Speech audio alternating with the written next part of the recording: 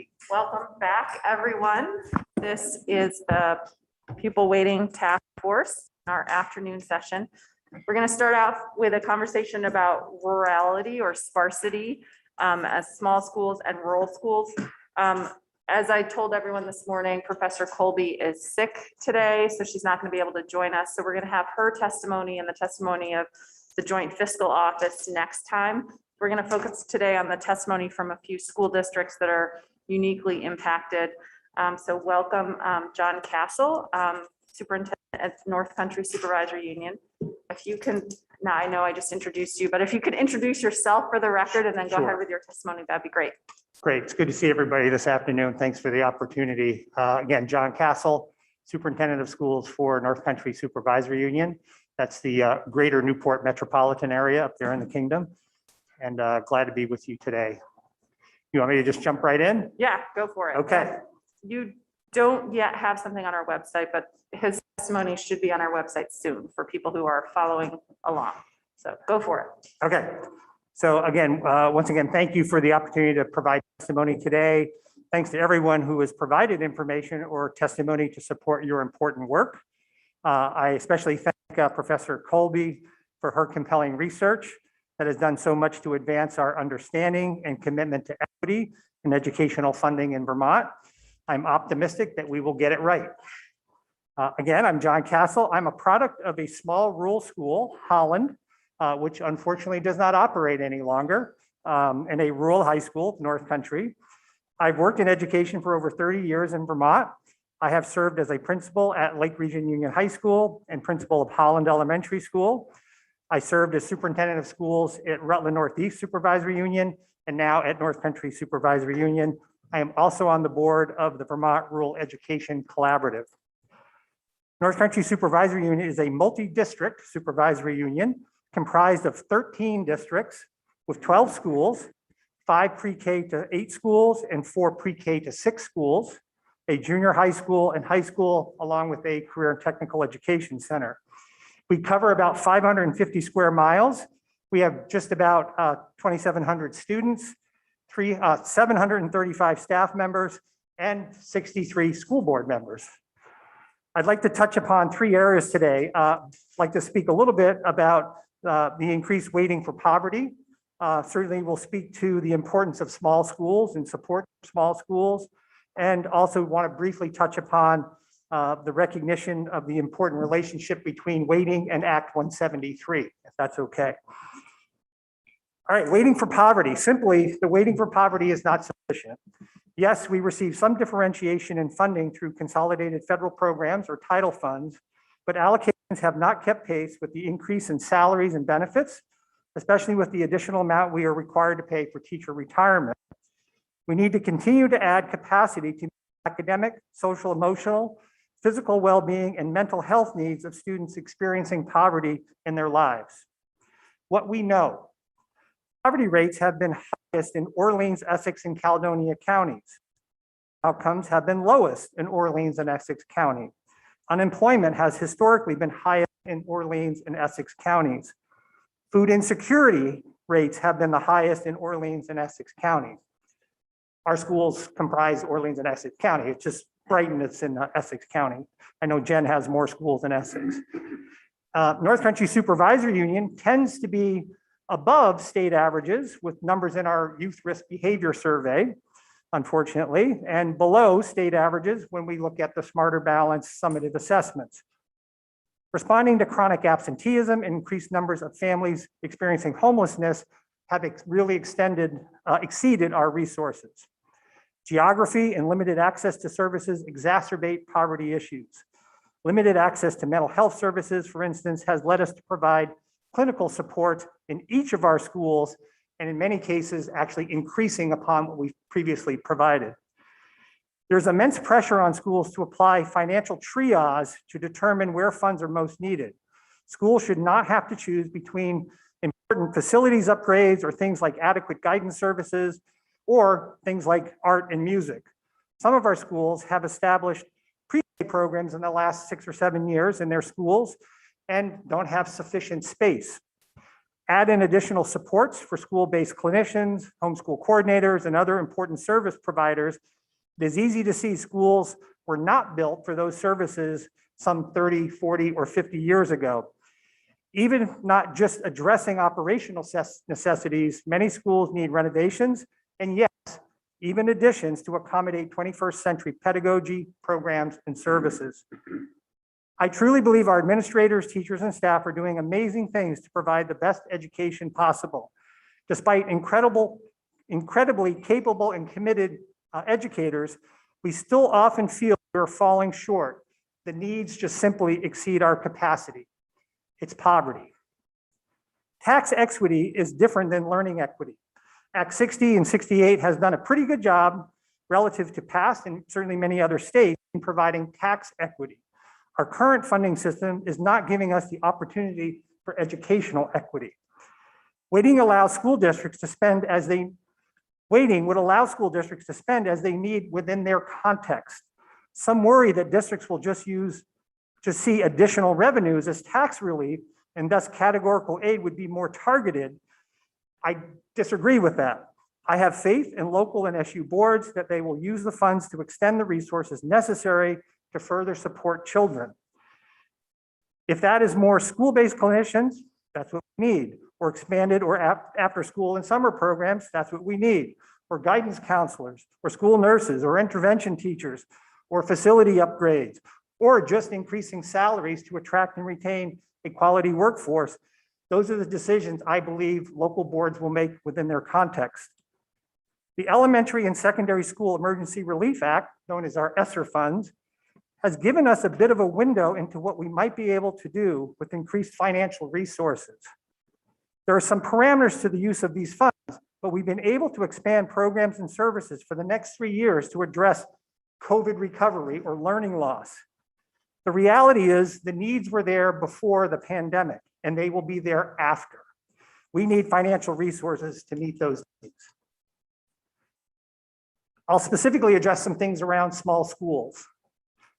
In January of 1998, just as I was beginning my career as a school administrator at Lake Region Union High School, then Commissioner of Education Mark Hull provided a report on small schools. If you've not reviewed that report, I encourage the task force to do so. I believe the findings are what we would still find today. I believe the single conclusion and first recommendation hold value. Conclusion: small schools in Vermont cost more to operate than larger schools, but they are worth the investment because the value they add to student learning and community cohesion. Recommendation number 1, continue to provide additional funding for small schools. They are somewhat more expensive, but add value to their community and do very well by their students. So that's back in 1998. I really think those sentiments hold true today. I'm glad that the weighting study included an analysis of small schools and the concepts of rurality and sparsity within the larger study of weighting. The weighting study points out the current method of distribution of small schools grants is considered flawed. I believe this is true for a number of reasons, yet I'll spare you my editorial today. All too often, the narrative of those from more populated areas is why incentivize small rural schools to stay small? Well, being small and rural is often not a choice. It's a product of geography and larger demographic trends. Too often, the unreasonable choice of consolidation is promoted as an answer. There's plenty of research that refutes the touted benefits of consolidation, and in some cases, it's just not feasible. Yes, there are times that a school can be too small. There are many variables that need to be considered when it comes to closing. Again, my own school community, Holland, school I attended as a child, the school that I was the principal at with my children attending there, it was near and dear to me. I had to be the superintendent that on my watch, that school closed. It was really difficult, but when you're at 35 students, the financial challenges and the operational challenges are such that it really is not in the best interest of students. That community came to that conclusion on their own, right? They weren't forced into it. As hard as it was, that was the right choice to make given the circumstances. Certainly, Below 50 to 60 students is very difficult at operational and financial capacity. 60 to 80 students, challenging for sure. 80 to 100 can be viable, but still there are limitations. Certainly when you're looking at 100 to 120 students, you can be extremely effective as a small school. And it's not to say that a school of 60 or 70 or 80 can't be. There's just so many variables. The staffing, whether you have a veteran staff or a new staff, and literally when I was at Holland, we'd have situations where a teacher 1 year is single and this is their cost. The next year they're married, this is their cost. The next year they have a child, this is their cost. And in a small school, those small changes make a difference in the bottom line. So it really, there are a lot of variables that would impact the viability and success of a small school, but they really can be very successful. What's important to recognize is that communities don't really have many choices on the matter at times. There is no single definition or measurement of rurality. It is often based on population size, population density, or geographic proximity to urban areas. Measurements of rural vary.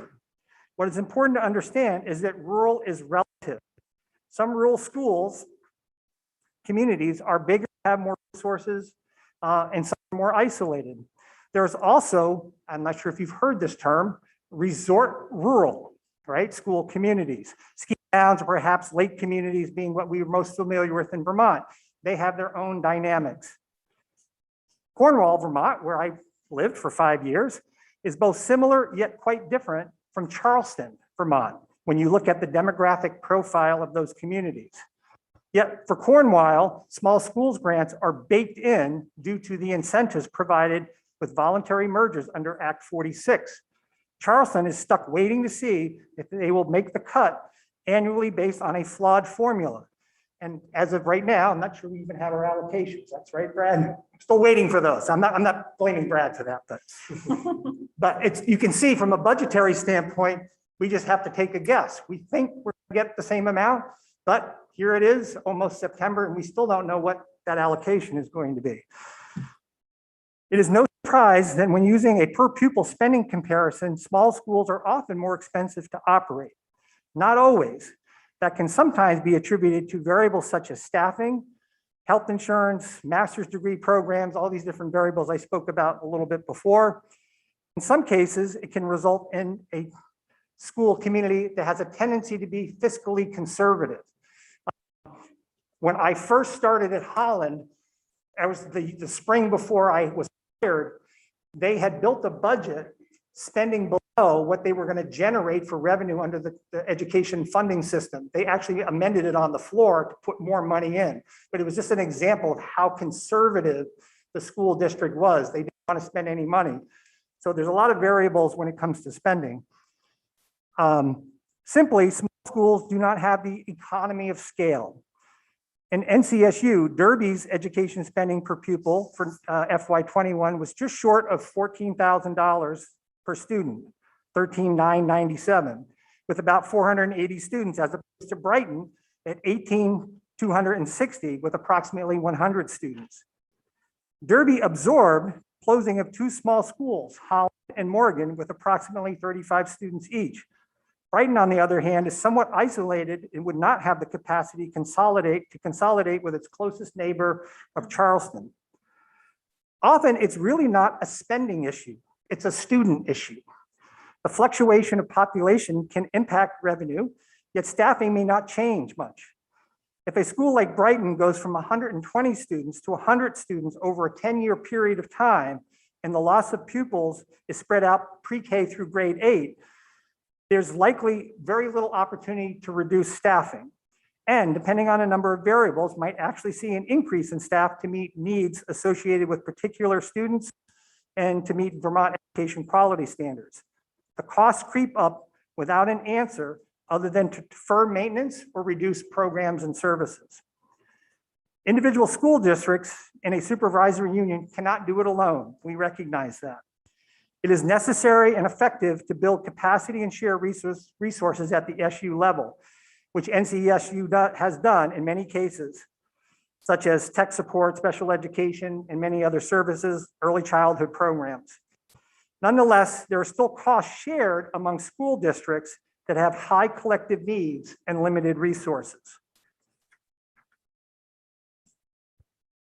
The total received for North Country Supervisory Union for small schools grants last year was just over $700,000, $711,000.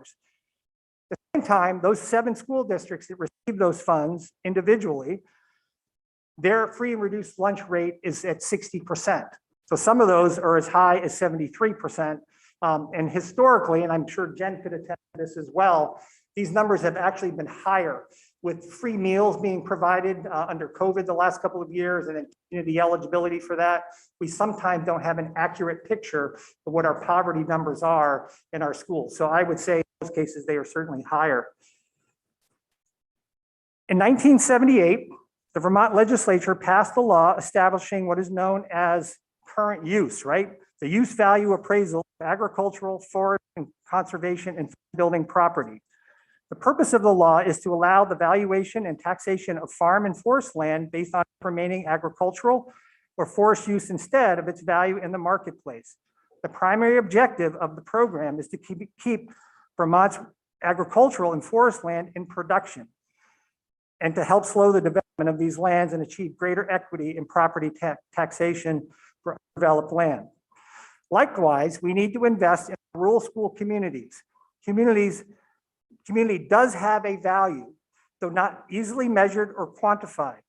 As my mentor, Bill Mathis, would say, this concept doesn't fit into a regression formula very neatly. Rural schools are assets to the education of our children and essential to thriving communities. For the access to equitable education and sustaining thriving rural communities, rural schools need additional support. My last area is to just give you a little bit about the intersection of Act 173. Based on preliminary analysis of information provided by the Agency of Education, without increased funding for schools with demonstrated high percentages of students identified for special education, the census block grant model will result in a significant transfer of state support for districts or SUs with high needs to those of low needs. The law does provide some adjustment and thus the importance of the weighting study. Section 11 of Act 173 calls for a census grant supplemental adjustment based on per pupil weighting factors. It is important that the implementation of Act 173 happen in conjunction with increasing weighting. The two go hand in hand. In fact, implementing Act 173 without weighting would adversely impact revenues for SUs or STs with high child counts and ultimately impact student services and local tax rates. North Country Supervisory Union has approximately 680 students who qualify for IEPs, 26% of our student population. With 504 plans, we often are looking at a third of a school population being identified. 70 special educators, including 6 who are working virtually this year because of our inability to fill 16 openings we started with back in January. There's a tipping point in terms of a school's capacity and at times even their disposition. Compassion fatigue is real, especially when overwhelmed. Our schools need this kind of additional resources that would come from weighting. The flexibility extended in Act 173 is not achievable for an SU or SD like ours with diminished state level supports those schools need the most. Shifting the financial burden to local districts may promote a goal of cost containment, but is inherently inequitable in terms of meeting the variable needs and federal requirements of children with different contexts across the state. I'm sure the task force is well aware of this important issue. I just wanted to affirm the importance from us in the field. And wrapping up, today we all too often see the erosion in members of our society's commitment to the common good. It seems harder for people to accept some sacrifice for the good of others. It is understood that the redistribution of resources is often not very popular, but hope the legislature recognizes the common good advanced by the adjustment of weights. It could be argued, and I know it sure has, that we have adequate funding statewide for K-12 education. Possibly, but somewhat dependent on the various demands and pressures on the ed fund. I think there are still arguments around adequacy, and ultimately equity and adequacy go hand in hand. Finally, once again, education is looking at ways to address the achievement gap, to mitigate the impact of poverty on learning. Yes, we should do this, but the real debate and real resources needed to address the larger systemic structural factors that perpetuate poverty and income disparity must be addressed. Those are issues that must be addressed by policymakers at the state and, of course, national level. Thank you for the opportunity to speak with you today. I'm happy to answer any questions.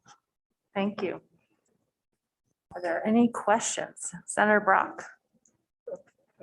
Understand from your testimony, I think, that you feel that the weighting has not been adequately done to effectively serve your district.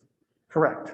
If you got additional funds, particularly based on changes in weighting for things such as poverty, what would you do with the money? We would try to make sure we're able to sustain the things we're doing. They feel very precarious. For instance, we have put clinical supports in every single one of our schools. Some of that is unique to our context. Some of you may know that our service provider, Northeast Kingdom Human Services, has had some challenges in recent years. We have taken it upon ourselves to ensure that we are able to provide those services. That's at a pretty substantial cost to make sure we can retain high quality clinical supports in schools. Some of those supports are being supported by Medicaid funds. Sometimes, this year we have ESSER funds. So in order to sustain those supports, weighting would certainly help that. We have some schools that are still feeling inadequate with those supports. I mean, they've been a clinician, but one clinician given their student population is not enough. That's just one example. I think for us, there is certainly a fair amount of deferred maintenance in schools. We have not had construction aid in quite a while, and I think schools have had to make difficult decisions. I think it would allow schools to not have to reduce programs or staffing supports, still attend to making sure their buildings are safe and productive and meeting a 21st century pedagogy. I think salaries in general, our salaries have tended to lag behind others in the state. We understand there are differences economically from Chittenden County to the Northeast Kingdom.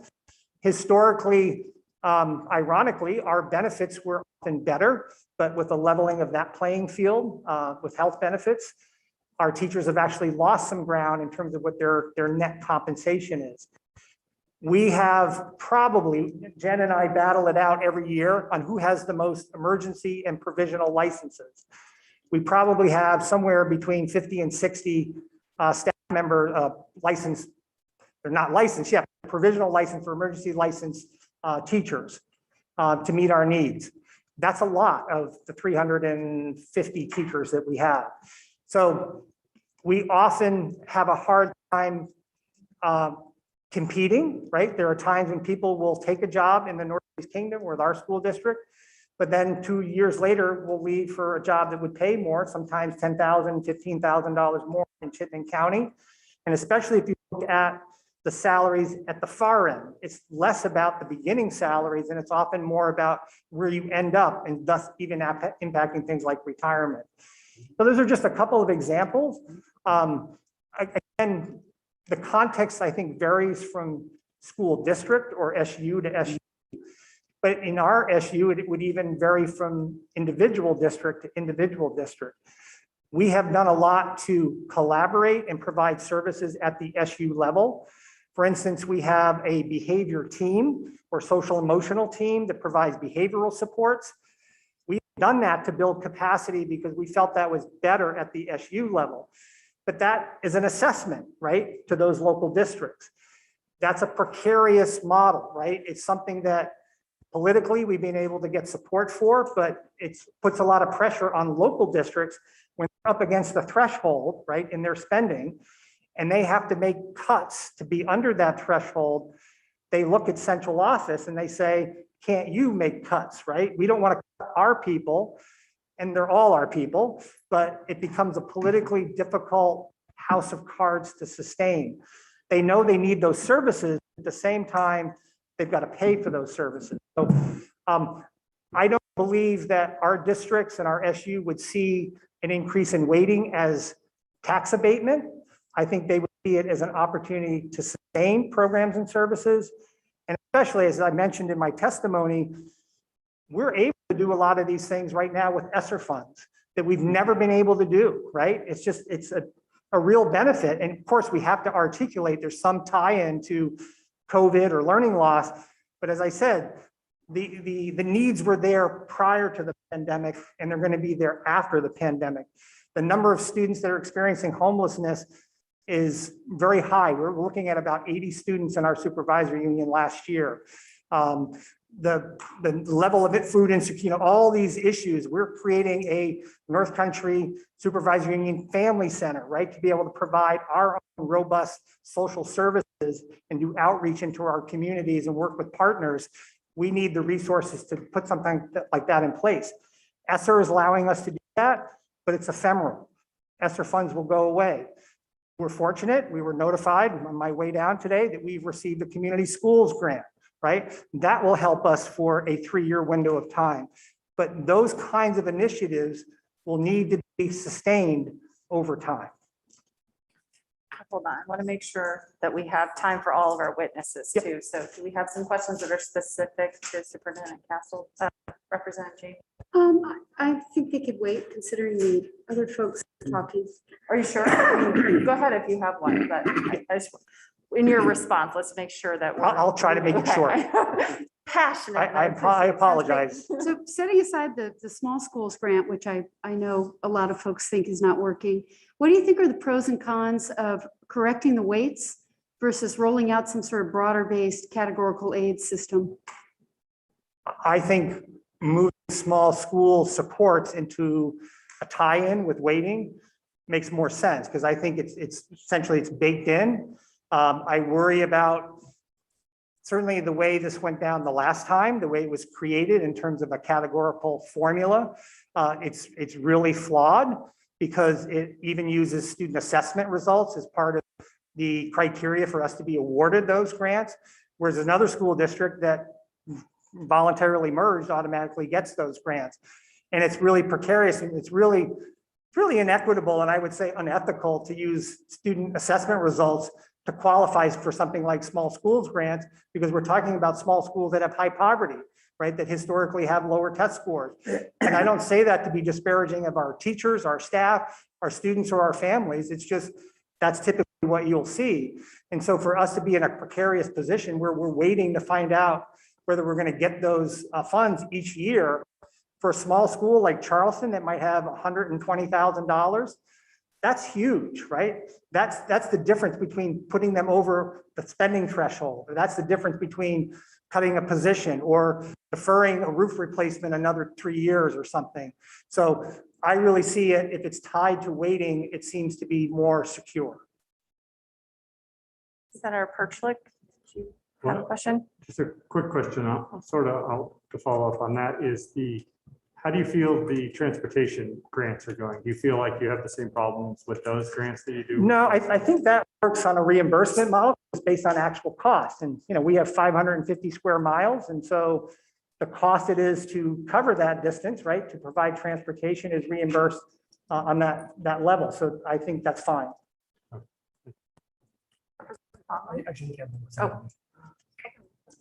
Hi, John. Hi, Peter.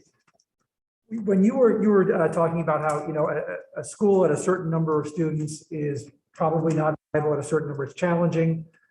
Just one quick question for that is, was that you or was that Mark Hull saying that? You had quoted Mark Hull above it. I didn't know where his. The numbers? Yeah. The number I was just using from my experience, Okay. If you're looking at a school below 50, Yeah. it's really difficult to sustain that school. Yeah. And again, I just think what's always important is looking at each individual circumstance, right?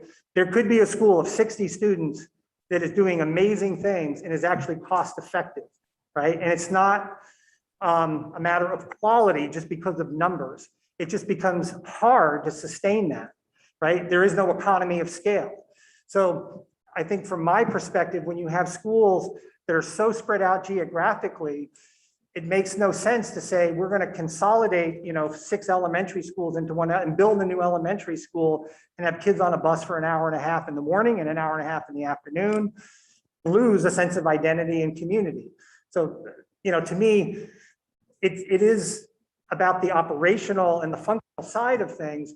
But it is about the importance of identity in those schools and a sense of community that I know it's hard to say, can we use ed funds to support that? But like I'm saying with current use, we're willing to invest in a working landscape. We should be investing in working communities. So let me ask you this, between the previous district where you were superintendent, the previous town where you lived, and where you are today, would you say that they're all rural, or how do we balance how we would look at perhaps those two places compared to where you are today in terms of what's rural, not rural, what's sparse, what's not sparse? That's a really good question, right? And that's the devil's in the detail, right? How do you, when you're dividing something up, right? Somebody's going to win and somebody's going to win less. I'm not going to say lose necessarily, but you have to have some criteria, right? A cutoff point for who qualifies. I've looked at, Professor Colby's study. I've had some conversations with people like Bill Mathis, who I have great respect for, that understand this far better than I do. So I don't have a really strong working understanding of the functionality, right? The formula for how you do this. I think for me, what I want to leave you with is that some kind of additional resources for small schools based on some criteria, and I understand somebody's going to get something and someone may not, is necessary because they don't have an economy of scale and won't have an economy of scale, right? They can't because of their geographics or their demographics. So I'm sorry, I don't have an answer. Well, again, just from your gut, would you say that North Country Supervisory Union is equivalent to Rutland Northeast and Addison Central, your two previous experiences, or are they different situations? When it comes to deciding what's rural or what's sparse and what's not. There are similarities and there are differences. Right? Having had, children attend in Addison Central, right, school there, and having worked in Rutland Northeast, again, they're in a different place than when I was there 8 years ago. There are a lot of similarities, and that was part of my affinity for going to Rutland Northeast because they had small schools that I had an identity with, and saw a lot of parallels to my experience with Holland.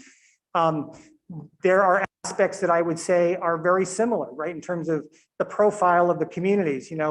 Towns like Whiting and Leicester have probably similar poverty levels to some of the communities we have in North Country Supervisory Union. But if you look at the whole, right, certainly if you're looking at Addison Central, there's a lot more resources. There's a lot more affluence in that community than there is in our communities. I'm not saying there's no poverty. There certainly is. I recognize that. They're in a different place now, right, because of being centralized. But I would say, my son who went to Cornwall School, who also had gone to Holland School, there were a lot of things that were very similar in terms of the day-to-day operation of those schools. Ironically, Holland had a better facility than Cornwall. I really always amazed me. Yeah. Representative Kornheiser. Thank you. I appreciate how clear things you made for the need for additional resources in your advisory union. What I heard you say was that the existing system that we have did a lot to provide tax equity. And you're hopeful that by implementing the weights, the new weights, or some new weights, we would achieve education equity. And I guess I don't understand, if you could help me understand better, why you think that the new weights or greater weights would provide more education equity, or even are guaranteed to get more resources to your community, given that they're just tax capacity and you still have to negotiate all the difficult things that you're negotiating right now. Sure.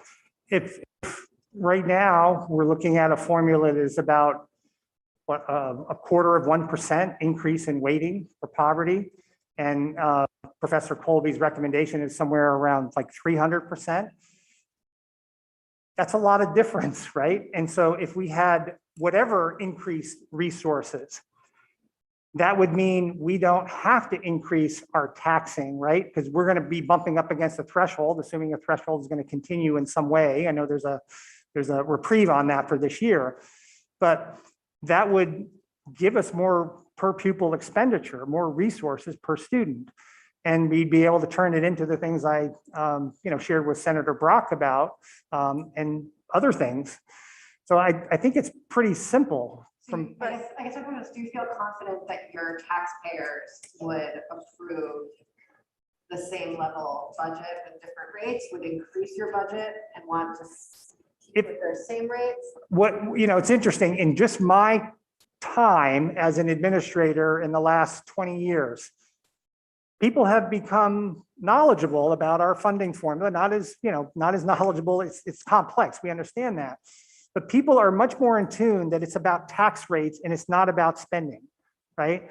Because we have shown people, you have a level budget, right, from year to year, but your tax rate just went up, right? And they, well, how did that happen? Well, because your equalized pupils went down. They understand that. They understand that in Coventry School last year, their budget went up like 8%, but their tax rate went down 2 cents, right? The community was, okay, we can understand that. So I don't think it would take much for us to explain. And again, I'm sorry about the editorial, but because being a multi-district supervisory union, spending is more transparent, right? Because local taxpayers know their local school's budget and they will go to town meeting and they will understand it. To try to do that in a single district, right, that's $50 million would be impossible in our geographic area. We actually have a better chance of explaining things to people and more trust for people to understand that given our context. And I'm not saying, for some communities, Act 46 was the right thing. It was not the right thing for us. And I actually think I have faith in the local boards that I work with, that their first priority is the learning needs of students, right? And I feel that they will stand strong for their communities and articulate that, and their communities trust them for that. But so just to follow up on Representative Kornheiser's question, this morning we were looking at the excess spending threshold, and I'm scanning through the districts that have hit the threshold, and I don't see yours on here. We had one that had hit it last year, but in the very end, when the yield changed and the equalized pupil count changed, they didn't hit the threshold. But when we So were at this point, you're not budgeting up to the capacity that you currently have. You also talked about how some of your school boards are conservative and make conservative decisions because that's, so conservative in the sense of like resource conservative is what I'm talking about. And so what we're talking about is tax capacity. There's no guarantee that your districts are going to make the decision to use that tax capacity to increase the services that you just talked about. And in fact, you're not already spending up to what you could be spending. And you talked about your school boards making conservative decisions to save money. So how do we guarantee that if we give you the additional tax capacity by changing the weights, that your students are going to actually see the benefit of a more equal education, a more equitable education, because you're going to have more tax capacity? How do we guarantee that? I'd love to put the faith in it, but we can't, there's no way to write that into legislation. This is my 13th year as a superintendent now in 2 different supervisory unions, Rutland Northeast and now North Country. I have worked I go to every single school board meeting, unless I have another school board meeting at the same night, right? I've done that over and over and over again. And I know my predecessor at Rutland Northeast, Bill Mathis, did that for 27 years, right? It's about trust. And I understand it's hard for the legislature to say, we're going to put all this money in play out there. Can we trust, right, that local school districts are going to spend that money? I'm telling you, I believe you can, right? Can I guarantee it? I cannot guarantee it. You can't guarantee things that are happening right now, right? But I feel compelled to tell you right now that given the opportunity for additional resources that will not have an adverse impact on tax rates at the local level, people will willingly spend more money to provide more opportunities and more needed services for students. They will do that. Okay, I have seen school districts in our SU do it now. The fact that we have hired 7 behavior specialists and 8 behavior team assistants because they recognize the social emotional needs of students. When I was the principal of Holland, we had 1 behavior specialist in the entire supervisory union. Right now we have 7. We've done that so we can deploy those resources, embed them in schools as much as possible, and have clinicians that are embedded in schools so they're not seen as being, well, that's the person who comes every Tuesday and half the kids don't know who they are. To have trust with our students and have trust with parents, you need to embed those services right in the fabric of the school. We have done that, and people have pushed the SU assessment to levels that you would have never thought they would do in a multi-district supervisory unit because they believe in meeting those needs. So I'm just really confident. okay, I They hear will you're do it. confident. I want to make sure we give Okay, time. I think it's to an your important question, and I appreciate it. That's what you need to ascertain. We put a lot of money out in the field. Is it going to be utilized? I can assure you, the people I work with will use those funds, and taxpayers would support that in our communities. Okay. I hope that you're right and that we see that if we make these changes, because that's the bottom line here. That's what we're trying to get at. And that's, Yep. there's no That's a fair guarantee. question. And I haven't heard anything yet that really assures me. But Great. thank you for your testimony, and stick around in case there are other. Okay, happy to answer any other questions. questions. Thank And- you, everybody. I appreciate you being patient with me. Okay, next we have Jen Vazo Jones. Nice. I did it, yes. I practiced and said it in my head about 15 times. Superintendent of the Kingdom East School District, thank you for being with us today. I know you have prepared testimony. Have you given something to Sorsha to put I up? have, yes. Okay, perfect. So why don't you go ahead and then we'll pepper you with questions, I'm sure, as well.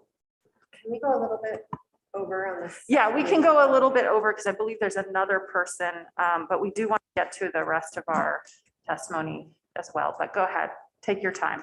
So thank you for including me in the testimony today. My name is Jennifer Vazo Jones. This is my 36th year in education. The first 25 of them were serving in more affluent areas, specifically Chittenden County of Vermont, and then 1 year in Connecticut. I am the superintendent of Kingdom East School District, which has 7 schools ranging in size of 60 to about 500. And we span from the eastern border with New Hampshire in Lunenburg to Concord, Linden, Burke, Newark, Sutton, Sheffield, and Wheelock. Lindenville is a fairly large town, which also has Northern Vermont University, Linden, and Burke is the mountain biking mecca for most of Montreal. We have about 90,000 people who come down pre-pandemic to access it and build the economy. So I want to begin by saying that the weighting study's been completed, and it's pretty clear the data and the research in there. And if you look at the appendices, I'm a former math teacher, so I enjoy the algorithms and reading it. And I encourage you to really understand that. The first thing that I want to ask you is what you believe about equity and what does that mean? And does that mean that the children in Concord and Sutton get the same thing, have the same opportunities available to them as the children of Norwich, Shelburne? And my goal today is to provide you with examples, specific examples, having worked in both different districts of differences that I have seen. And I can assure you that my jaw has dropped continually to see the differences in equity. Previously, I worked in areas with 14% poverty, and now I work in areas from 60 to 80 or 90 or 100% poverty. It's very different. Let's start with healthcare. Currently, our employees all have the same healthcare statewide. If I make $15,000 less than someone on the other side of the state, I am still having a 20% copay of the cost of health insurance. So I'm paying more for my health insurance, even though I make less, because it's a higher percentage of my salary and benefit package. Attrition. So I collect attrition rates. Every year I do what are called exit interviews of everybody who leaves. And I ask them, why are you leaving? Where are you going? And I collect data. Some of our schools have 20% attrition rates. I'd like you to think about that in any organization that you're in, whether it's your own child's school in the legislature. If 20% of the people leave every year, what does that do for a child and the continuity of their education, the social emotional growth, the community, the understanding of the scope and sequence of what they're learning? People leave for a number of reasons and they seek higher paying positions, a workplace more populous. This past year, I believe I had 6 folks leave to go to the western part of the state, to Chittenden County or environs. And literally they said, I am making $8,000, $10,000 more money. Academics. Right now, I have 39 I asked my admin assistant before I left last night, I have 39 people with emergency or provisional licenses. What that means is that they do not have the academic qualifications to be a middle school math teacher, an elementary humanities teacher. These are fantastic people who work very hard, who are incredibly great. Their preparation is different. And if you can imagine in your schools with your own children, if 1/3 of the teachers didn't have the ability so far in their preparation to understand the content. And what that means in addition to potential deficits in just base knowledge is that they are working on the weekends, on vacations, to take extra classes so that they can get their degrees, so that they can get their licenses. And we have situations where we have one teacher who teaches 5th, 6th, 7th, 8th math and science. So in addition to 8 preparations or 7 or 6 preparations, if it's just 3 grades, and trying to get their license, that changes how and what they're able to provide for our children. One of the challenges with us is that because of our fiscal constraints, we can't have these very small classes. And if I said, okay, I am going to have one teacher teach an 8th grade math class or an 8th grade science class of 7 or 8 and a 7th grade class of 9 or 10, then that would change that, but we don't do that. And I know from experience that there are areas in more populated parts of the state where there's an AP French class with 7 or 8 people in it, or there's an AP history class with 9 or 10 people in it. And that's because other communities are able to parse out their finances to afford that, whereas we're talking about middle school, incredibly important content in our ability to deliver the quality instruction based on our numbers.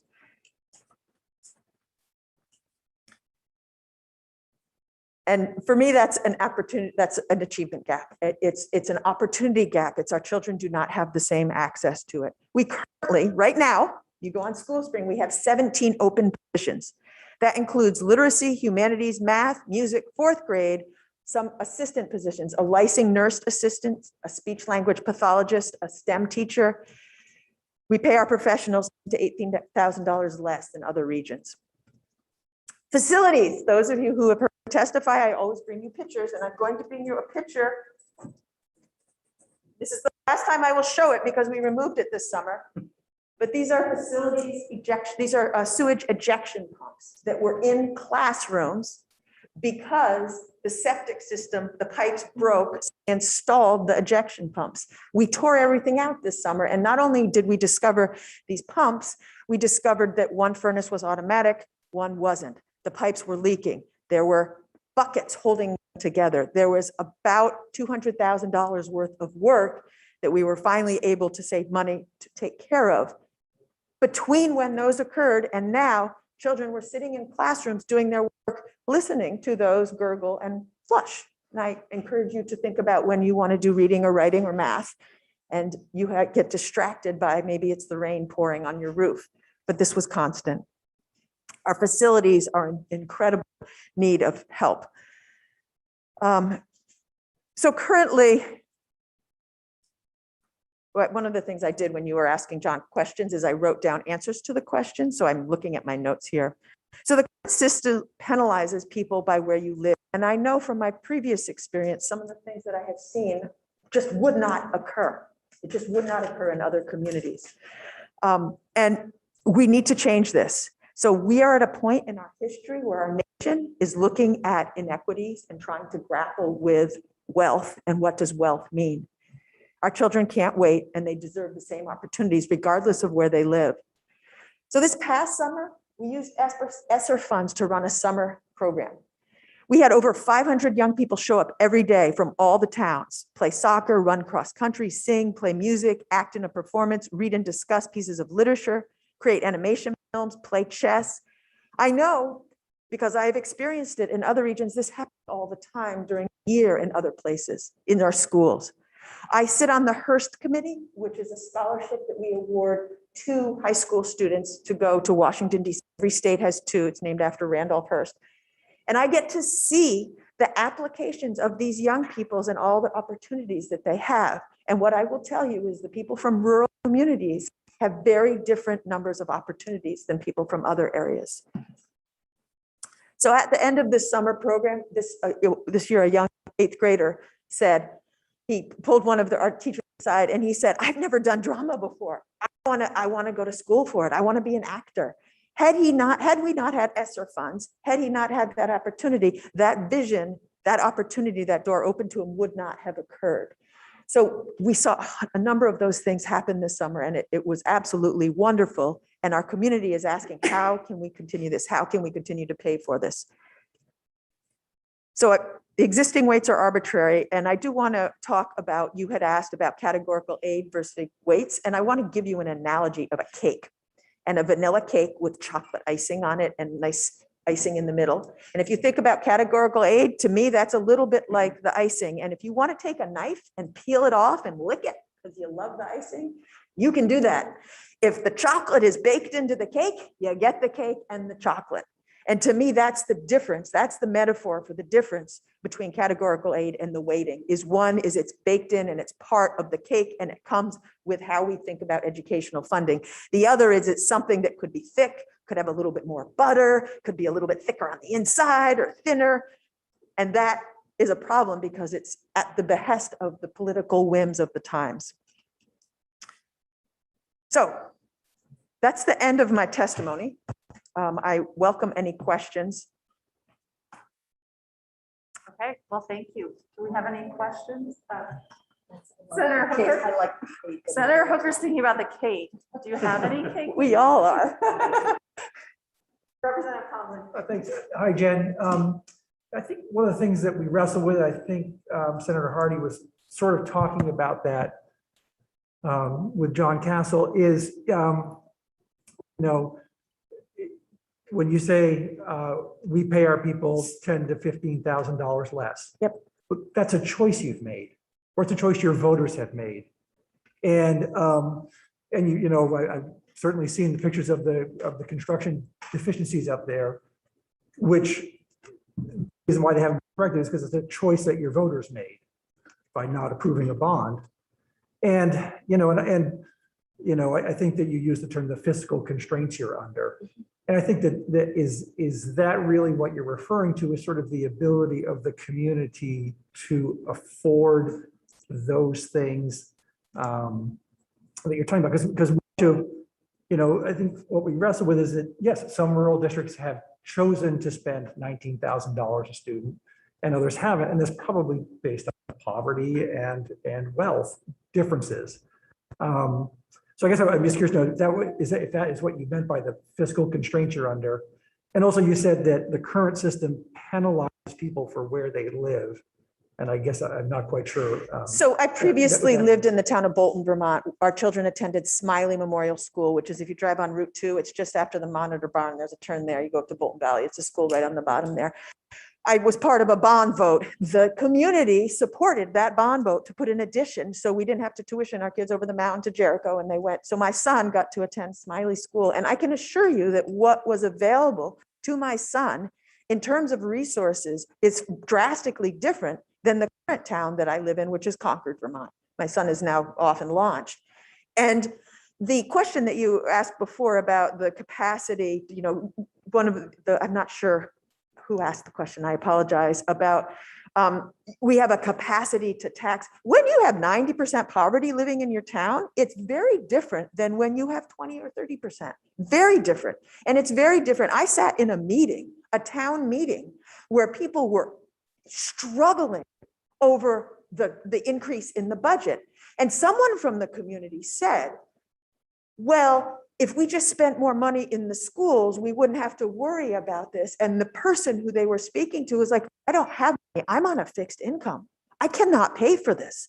When you add even a cent, half a cent on my tax dollar, I can't afford it, which is very different than when you have people who are able to make those nudges. I can assure you that if we were to go out and have the taxing capacity to keep our tax rate at the same right now, we would pass a budget so that we could have summer programs for all of our young people based on what I saw this summer and what happened in our communities with everybody coming together and the children playing competitive chess for the first time. What does that do for our children's brains? So I don't know if that answers your question. It does. I think you would use the term, the fiscal constraints you're under. I just wanted to know if And that's what you to me, meant. those fiscal constraints are very different when you have a much higher poverty community. And then I guess it was more an explanation of what you meant by the current system penalizes people for where they live. Is that also based on whether you're in a high poverty area or a low poverty area? Is that what you're? Yeah, so if I'm a child and I want to be an astronaut and I live in town A, the amount of STEM and robotics and education that I will get just by going to school is very different than if I live in town B. And I have worked in both of those schools and seen both of those towns. And I believe, and this is why I brought pictures of children, that all of these children deserve the right to aspire to be a NASA astronaut. Right now, some of them don't even know it exists because they haven't had the chance to tinker with robotics. So, and this summer, we used ESSER funds to do that, and we saw some amazing stuff. I can send you some of the stop action films that some of our children made. I mean, it's phenomenal. And kids will learn anything. So And those ESSER funds Mhm. and the summer grant that you got and the transportation aid that you were asked, those are categorical aids. Those are grants that are not baked in the way that the rating is. And you were able to do amazing things with them. And we know what you spent them on. We know that you did a summer program. We have actual proof that you spent the money on what you spent the money on. So where is the accountability that, how can, like this question that I asked Superintendent Castle, Right. how do we as state legislators who are ultimately responsible for the educational equity of students in Vermont, constitutionally, that is our job. How can we be assured if it's baked in versus if it's not? We know you had this amazing summer program sure. because it was a So- grant. So that's the age-old question, right? How do you evaluate how schools are doing? And if you look at the last 20 years, 30, 50, I don't know how many years of various different metrics. And you use qualitative and quantitative data to look at student outcomes. And then you look at how the research-based programs you're using are implemented and influencing those outcomes. And we look at that data regularly in our schools. It's the COVID year sort of throws a wrench in it, and as it does statewide. And when you talk to folks from the Agency of Education, they will tell you about the education quality standards and the integrated field reviews. And there's been a number of those are the most recent, but there have been other ways that we have looked at how our young people are doing and how our schools are doing. Right. And we talked about that earlier in the summer, how we can better use those to ensure quality. And it needs to not be, here's test A, everybody got a 4 on it. It needs to be a qualitative and quantitative understanding. And we do that regularly in our schools because it's what people who are committed to education do is they look at how, I used to be a high school math teacher. You give kids a test. If half of them don't get question 4 right, you got to go back and reteach it so they really understand how to factor binomials. Right. Senator Perchlik. On the transportation grants, have you, in either the more wealthy schools or the schools with high poverty, have you had problems with those grants? So the issue with transportation grants is it's based on what you spend. Yeah. So if you want to do after school transportation for athletics, I've worked in districts where there have been regular after school programming. So young people from poverty can play on an 8th grade soccer team or a 7th grade baseball team. If you don't have that, you can't add it because it's based on what you had previously. And so we're looking at a district that does not have transportation. So that limits the amount of programs that our children can participate in. Is that because of the way the transportation grants are structured? I do not, I believe it is, but I would have to get back and look at that specifically. Representative Corn, did you have a question? Yeah, I guess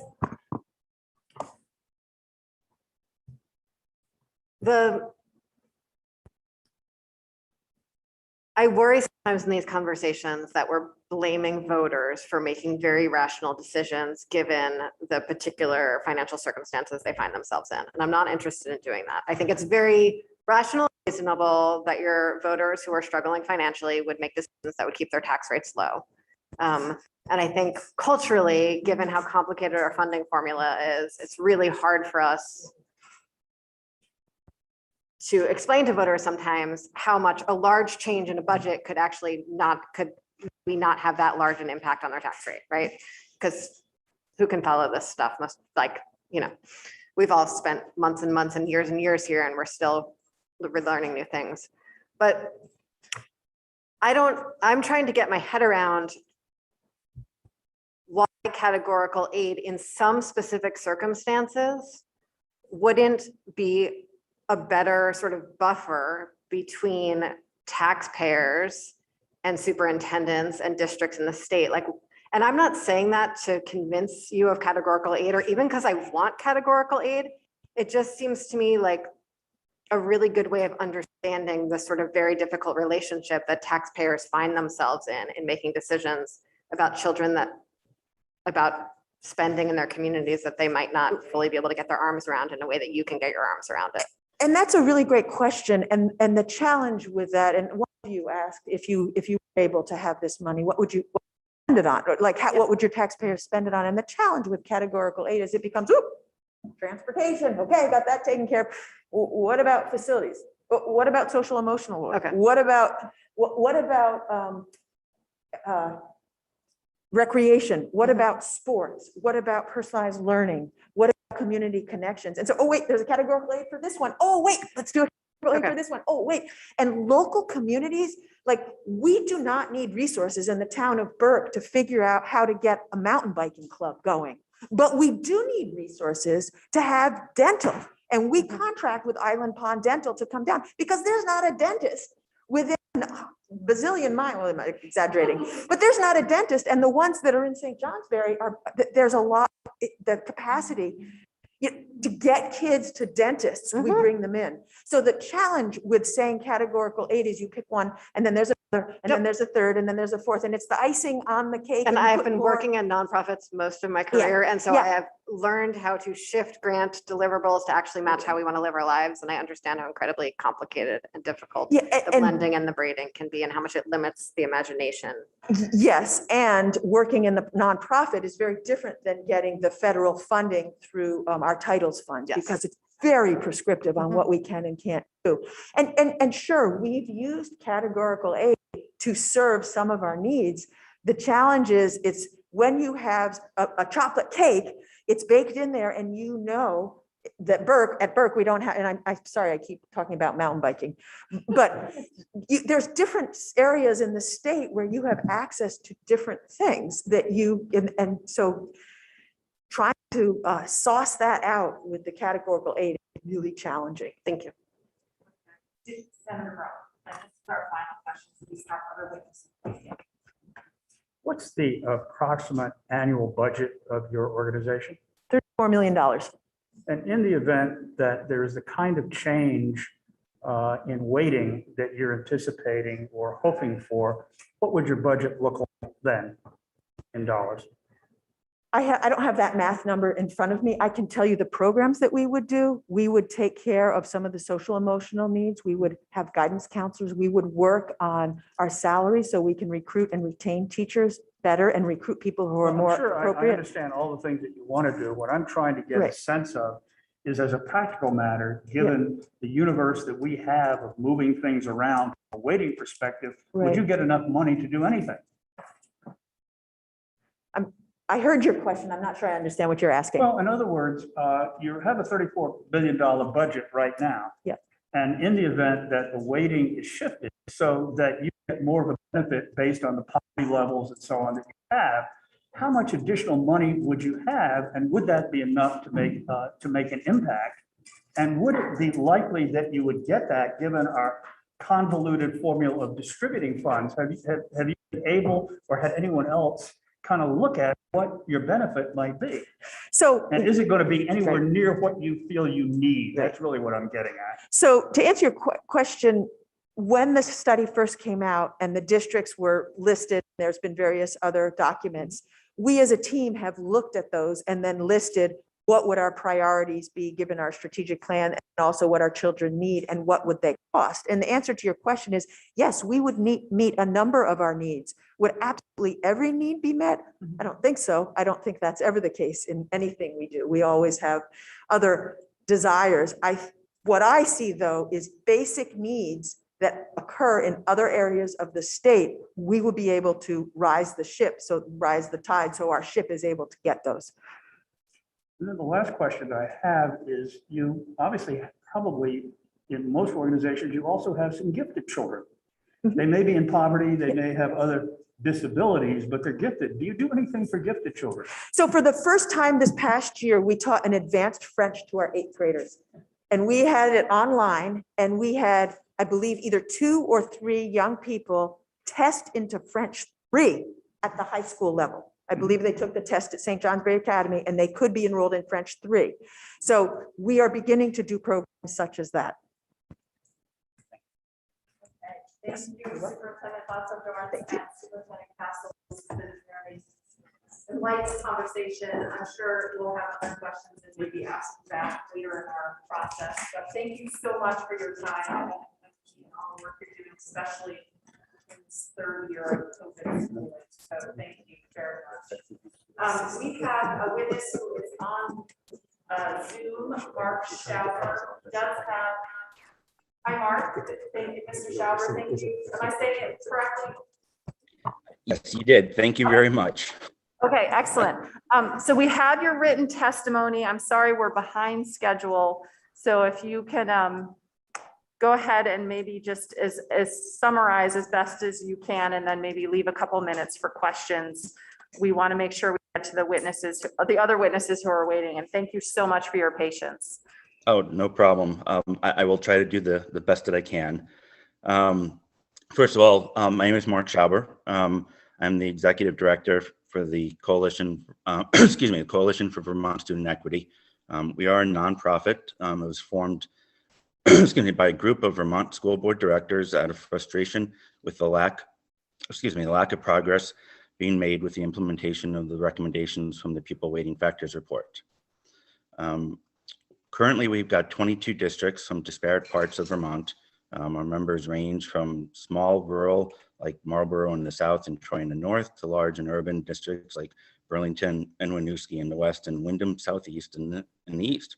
While most of our member districts are currently underweight, we do have some, such as my own hometown of Dover and Washington Central School District and our newest member, Peacham School District, that are overweight.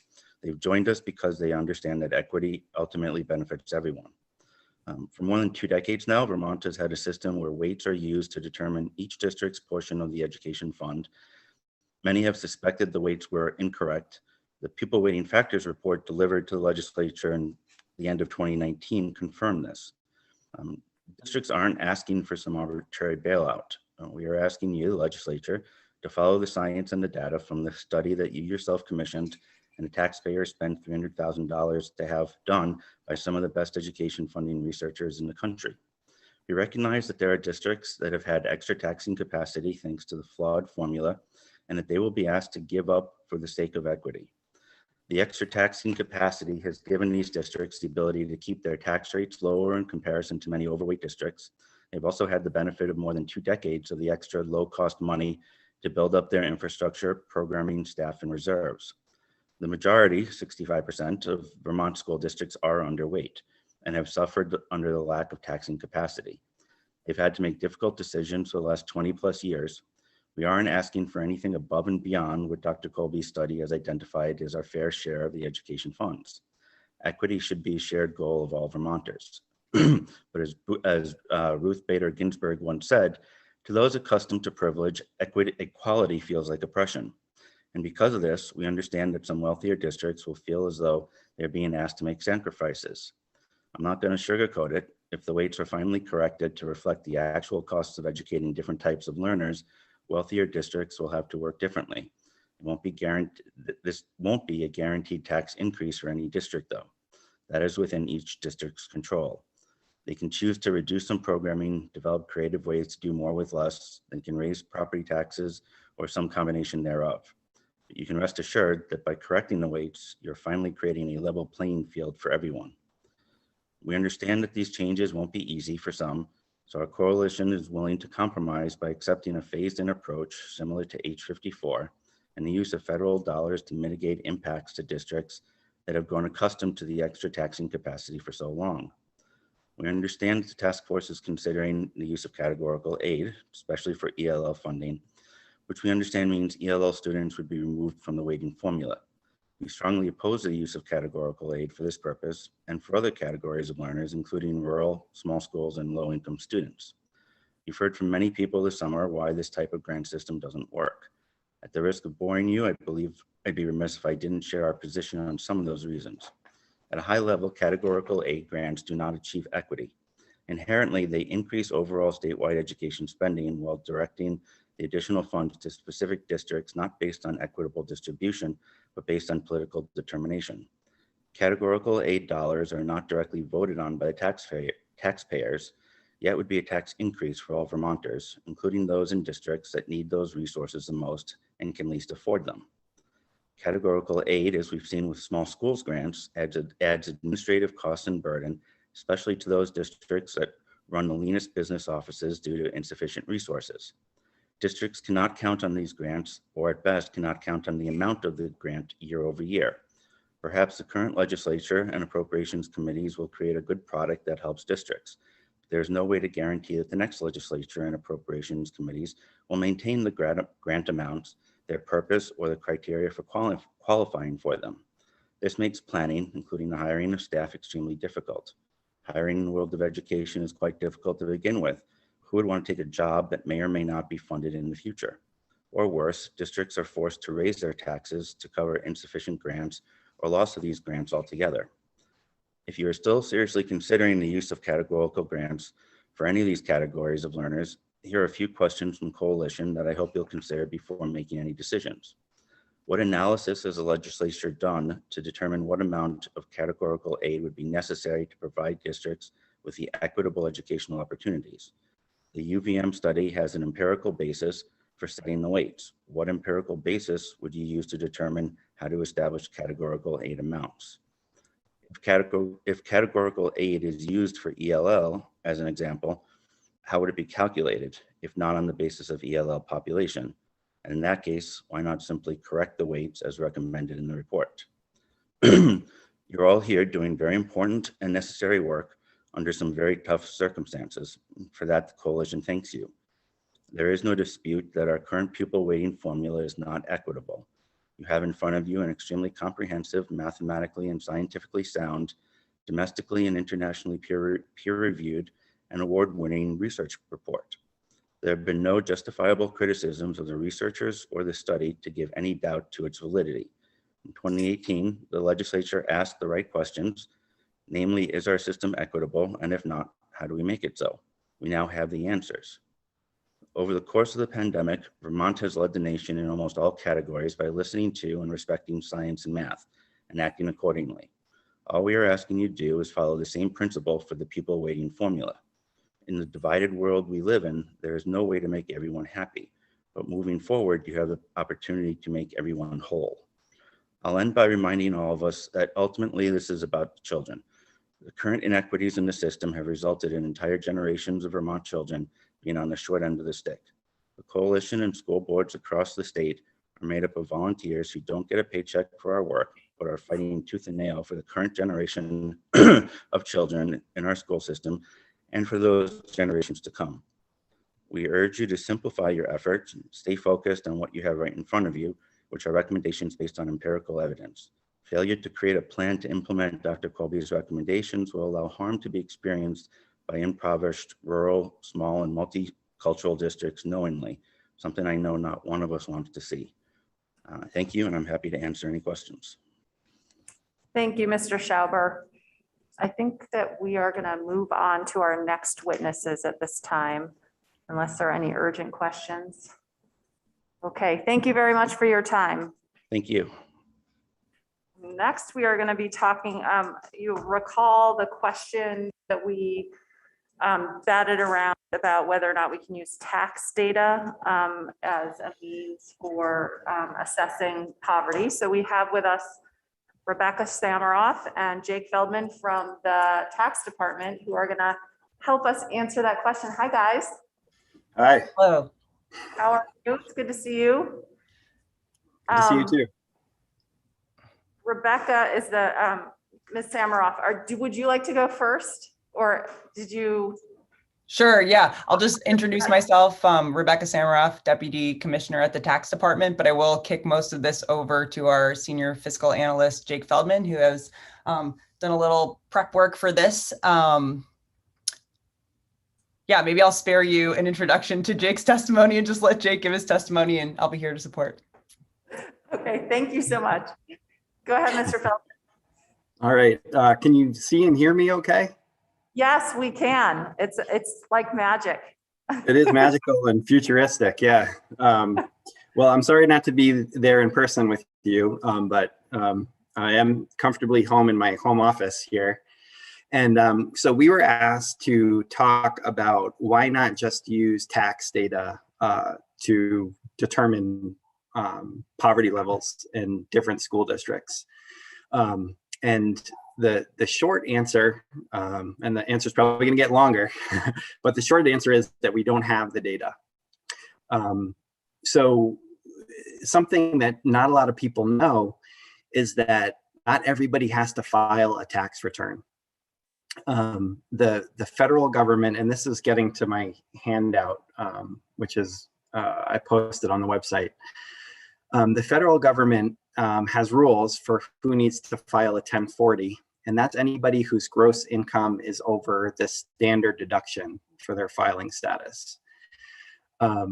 And Vermont also has rules that are in law. And the rule in Vermont is that if you have to file federally and you have $100 or more coming from Vermont income, then you have to file a Vermont return.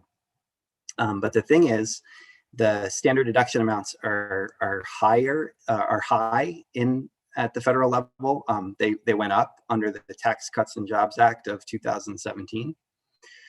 And the amounts for this year are, for a single person, it's $12,550. For a head of household, which is like a single person with probably a kid or a dependent, it's $18,800. And for a couple married filing jointly, it's $25,100. And those happen to be quite similar to the poverty levels.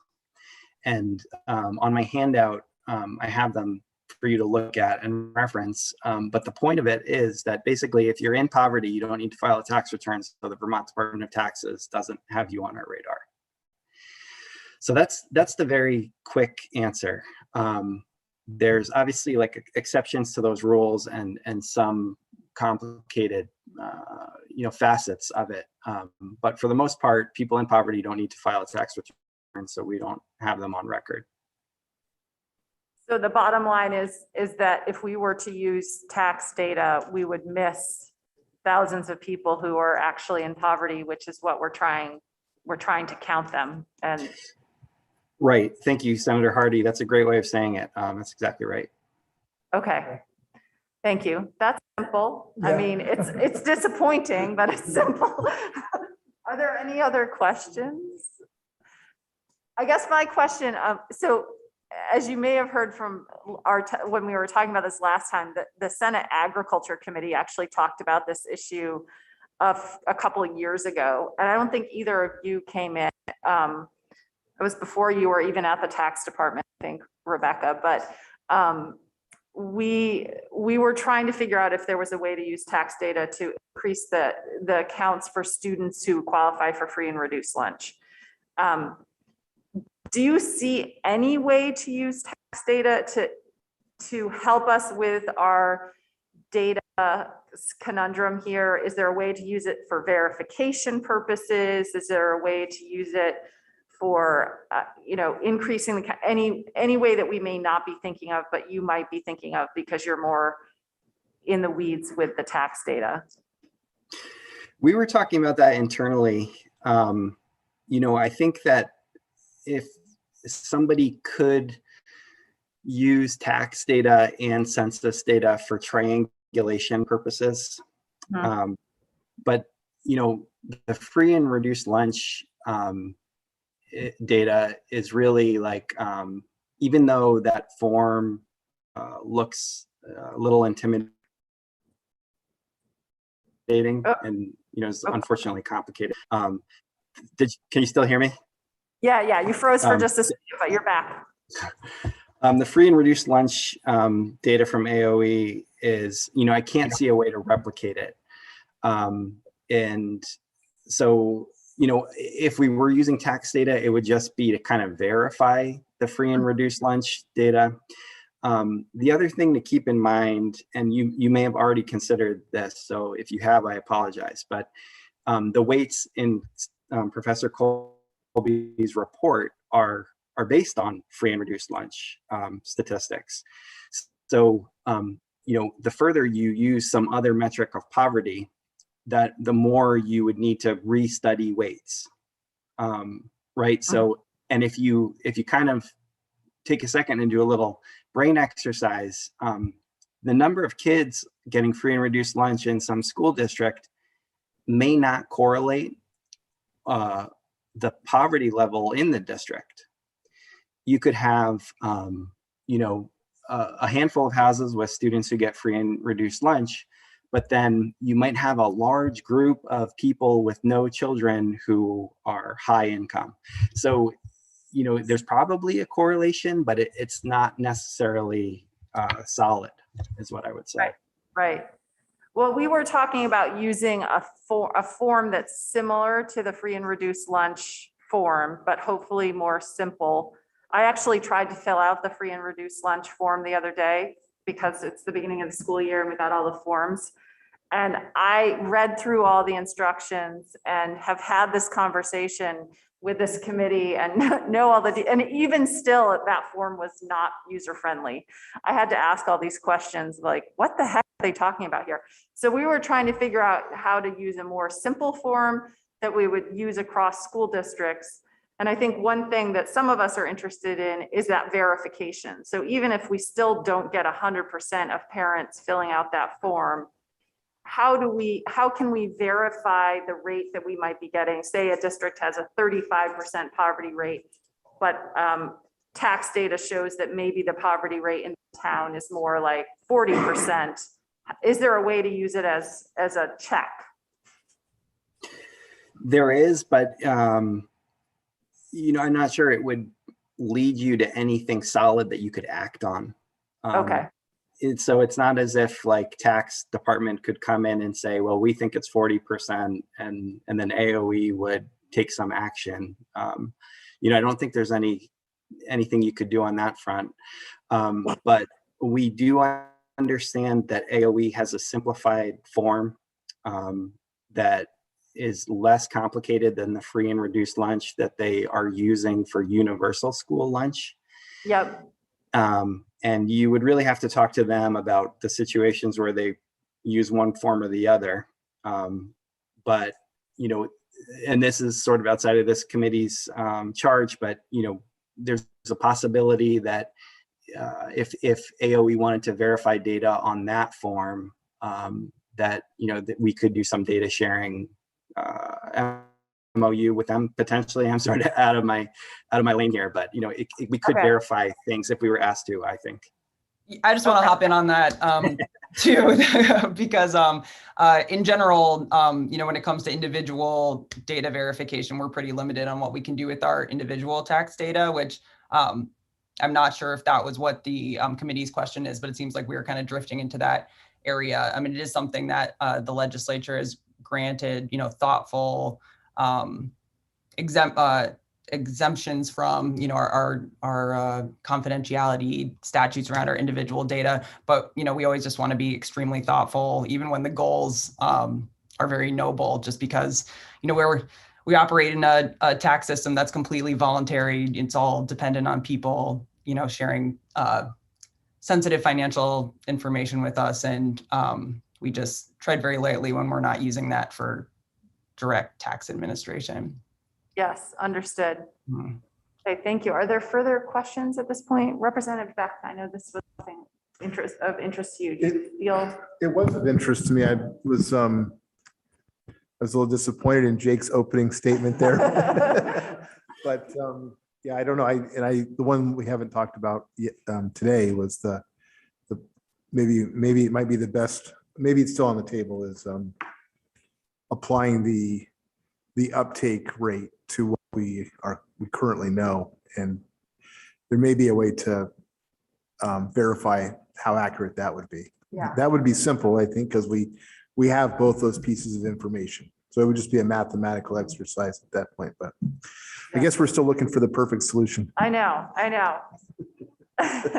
Well, thank you. If anything else occurs to you that you think might be helpful, please let us know. You know where to find us. Oh, with Representative Kornheiser, she was out, so I'm going to give her a chance. Thanks. I really shouldn't deserve a chance because I was out. I just, gave Ms. Samaroff a heads up. I knew there were some CLA questions floating around before, and if they're here, if anyone wants to harken back to CLA questions from this morning. If anyone remembers their CLA, does anyone remember their CLA questions from this morning? I got my CLA. Okay. If everyone's CLA needs are met, we can happily move on. Yeah, if they come up again, we might have you back. We've heard a lot of testimony today, so it's all blurring at this point. But thank you so much for your time, both of you, and it's good to see you. Take care. Thank you. Bye now. Bye. Okay, we're moving right along. I think there's Jim. Wow, you popped right up on time. Amazing. So, that's amazing. We are moving on to a discussion of equity, and you were going to give us sort of an overview of legally what the Brigham case and sort of what the current framework is. Yep. So good afternoon. For the record, Jim Damer, that's counsel. Can everybody hear me clearly? Yes, you're good. Can you hear us? I can hear you. Yes. So my presentation is on your website. And the second page, just to frame the discussion, has a slide taken from work from Pierre Griffin years ago, which explains the equity problem that faced the court. And I think that Deb Brighton did an excellent job in her presentation. She showed you some charts, and what this slide does harkens back to her chart number 2. And what it shows is that you have 2 towns here. You have a property poor town, and for simplicity, let's say that has a $400,000 grand list. And then you have a property rich town, which has a $1 million grand list. And each town wants to raise $10,000 per student. And the blue amount shown on the chart is the amount that can be raised at 1% tax rate. So you'll see that the property rich town can raise $10,000 at 1% on its own, and its tax rate will be 1%. The property poor town can raise $4,000 per student on a 1% tax on its ground list. And then there was a foundation grant, which Deb referred to as state aid, and that was set in this example at $5,000. So what the state said is if you can't raise $5,000 per student on your own, there'll be a foundation grant of 1,000 to get you there. So that's the red amount. And the green amount is the amount that has to be raised in excess to get to 10,000. So the net result of all this is that you have a 2.25% tax rate for the property poor town and a 1% tax rate for the property rich town to raise $10,000 per student. And that was what the court was facing in Brigham. Next slide goes through the relevant constitutional provisions. Vermont Constitution. The first is the education clause, which reads a competent number of schools ought, and remember this was drafted back in the 1700s where ought meant shall. So a competent number of schools shall be maintained in each town unless the General Assembly permits other provisions to the convenient instruction of youth. A couple of points about this. There's no education clause in the US Constitution, and it's unusual to have this in a state constitution. So Vermont is quite unusual in having a state right to education. Also, the reference to unless the General Assembly permits otherwise gets to why we have tuition in Vermont. The second clause is the Common Benefits Clause, which reads, government is or shall be instituted for the common benefit, protection, and security of the people, nation, or community, and not for the particular emolument or advantage of any single person, family, or set of persons who are a part only of that community. That is somewhat equivalent to the 14th Amendment Equal Protection Clause, but obviously with very different words and slightly different meaning. The next slide has the actual Brigham holding. So Brigham had lots of language about equal versus equity, mainly in terms of equal. But what's key is this actual holdings. And the court says we hold that. And that's what lawyers look for as precedent. And so the holdings from Brigham were, we hold that the current educational financing system in Vermont violates the right to equal educational opportunities under the Education and Common Benefits Clauses of the Vermont Constitution. And then it said, we hold that to fulfill its constitutional obligation, the state must ensure substantial equality of educational opportunity throughout Vermont. And that's the key phrase, substantial equality of educational opportunity throughout Vermont. And we wanted to say on the next slide that in so holding, we emphasize that absolute equality of funding is neither a necessary nor a practical requirement to satisfy the constitutional command of equal educational opportunity. As plaintiffs readily concede, differences among school districts in terms of size, special educational needs, transportation costs, and other factors will invariably create unavoidable differences in per pupil expenditures. Equal opportunity does not necessarily require precisely equal per capita expenditures, nor does it necessarily prohibit cities and towns from spending more on education if they choose, but does not allow a system in which educational opportunity is necessarily a function of district wealth. So equal does not mean exactly equal. There can be some differences there. The next slide talks about the fact that there is an absence of analysis in Brigham of what substantial equality of educational opportunity means. So in Brigham, the state conceded that the present funding scheme denies children residing in comparatively properly poor school districts the same educational opportunities that are available to students residing in wealthier districts. And then having conceded that the current funding system fails to afford Vermont school children equal educational opportunities, it is immaterial, the state contends, whether the parties agree on the precise nature of the educational opportunities affected by the disparities.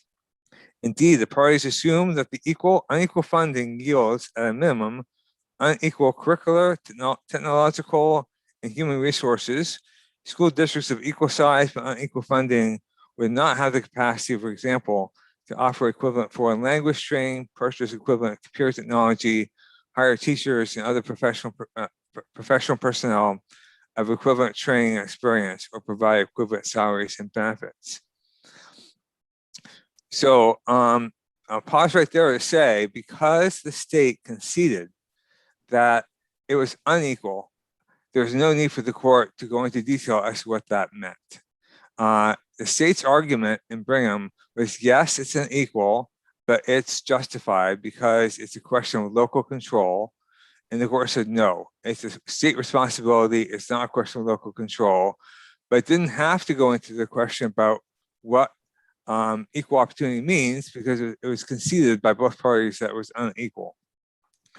The court went on to say, we are simply unable to fathom a legitimate governmental purpose to justify the gross inequities in educational opportunities evident from the record. The distribution of a resource as precious as educational opportunity may not have as its determining force the mere fortuity of a child's residence. It requires no particular constitutional expertise to recognize the capriciousness of such a system. This gets into a very lowly point, which I won't go into, but there's usually three tests under the Equal Protection Clause: strict scrutiny, intermediate scrutiny, and rational scrutiny. And the test applied pretty much determines the result. The court saying here, we don't even have to go into which level of scrutiny we're applying. It's definitely out of bounds under any test. And both parties admit that. So the main question I think the committee wants to hear about is, on the next slide, does Brigham require equality or equity? These are taken from the internet, from definitions. I'm sure you've seen them. So equality essentially means providing everyone with the same amount of resources, regardless of whether everyone needs them. In other words, each person receives an equal share of resources despite what they may already have or don't have. While equity is when resources are shared based on what each person needs in order to adequately level the playing field. And the picture on the next page, I think many of you have seen this on the internet, is a depiction of the difference between equality and equity. And what you see on the left is you have three individuals. Each have been given the same thing, the same size box to stand on to watch the game. And the tall person doesn't need the box, and the shortest person needs two boxes. So on the right side, the equitable outcome is that the tall person receives no box and the short person receives two. And that is a depiction of the difference between equality and equity. So the next slide goes back to the fact that the Brigham holding requires substantial equality of educational opportunity. It refers to equality, not equity. But the noun equality is modified by the adjective substantial. The court held that absolute equality of funding is neither a necessary or a practical requirement to satisfy the constitutional command of equal educational opportunity, and differences among school districts in terms of size, special educational needs, transportation costs, and other factors will invariably create unavoidable differences in per pupil expenditures. The holding, next slide, does not require substantial equality of education, but instead substantial equality of educational opportunity. The holding does not require substantial equality of educational outcomes. The Cambridge definition, the Cambridge Dictionary defines opportunity as an occasion or situation that makes it possible to do something that you want to do or have to do, or the possibility of doing something. So the next slide says that the Vermont Supreme Court has not, in a meaningful way, analyzed the Common Benefits Clause in connection with education since it issued the Brigham decision. And because the court did not analyze the precise nature of substantial equality of educational opportunities, the meaning of this phrase is unclear. However, because the court refers to opportunities, which is a situation that makes it possible to do something, it is reasonable to read into this phrase the notion of equity, which recognizes that individuals may need different types and amounts of resources to enable them to do something, in this case, to attain educational proficiency. And by using the term substantially, the court also recognizes that exact equality is not required, which may also support the notion of equity. So in conclusion, because the court didn't go into detail as to the meaning of that phrase and has no further precedent on this question, I can't give you a clear answer as to what Brigham means in this respect. But parsing the language, I think a reasonable interpretation of Brigham is that it concerns equity more than equality. And that's my view, and may not be shared by all. Okay, thank you, Jim. Are there questions for Jim at the moment? I guess I have one question is based on the testimony that we just heard, did you hear the testimony of the superintendents, John Castle and Jen I did. Jones? And they were talking about, you know, when asked what would they spend the money on? And because they were saying they don't have the resources to have all these things that wealthier districts have. I mean, I'm playing devil's advocate here. Wasn't Brigham supposed to fix that? Why is it that they don't have the resources?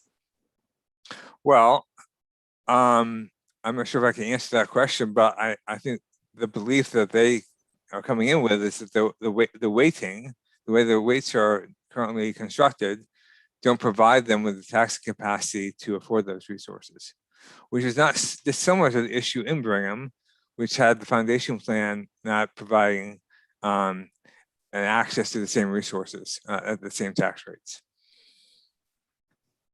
Okay, so even though they have access to you know, we saw Deb's chart that had basically, you know, tax capacity equity across across all districts, but that's not sufficient because of the different types of factors involved. Is that? I'm not sure if I'm quite getting your question. I'm not sure I'm stating it well, but I'm still trying to wrap my head around this. Are there other questions? I'll think about how I can phrase it better. Representative Beck. Hey, Jim, it's been a little while since I've read Brigham, but I mean, Brigham did not go into any type of discussion about inequities that might be a result of local decisions, does it? It does not. No, okay. All right. Okay. Maybe if you can stick around, Jim, on the screen, because we are going to have a conversation about this, but we might need to refer back to you. But one of the reasons that we have this on the agenda is because this is an issue that's come up, a question that's come up of what do we mean by equity? Senator Brock has mentioned it a few times. Emily and I thought we could have a conversation as a committee to see if we're on similar pages or if we have radically different ideas of what equity is and what our goals are with attempting to achieve equity through changes. So it's sort of an open discussion at this point.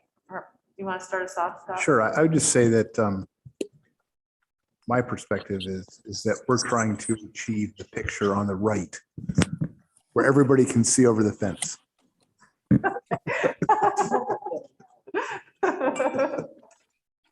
Representative Conley, you seem like you had something.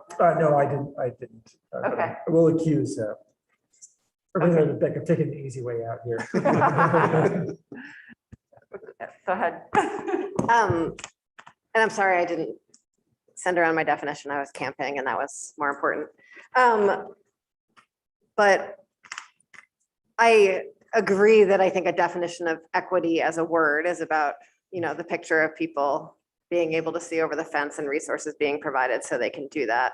I've been trying to think about the word equity in a few different ways. And one piece of it is thinking about equity within a district for me, or within a school, and sort of the different resources that are needed for all the students within a school to sort of be able to access education in an equitable way. And then equity between districts, which is I think something that we've heard about a lot today.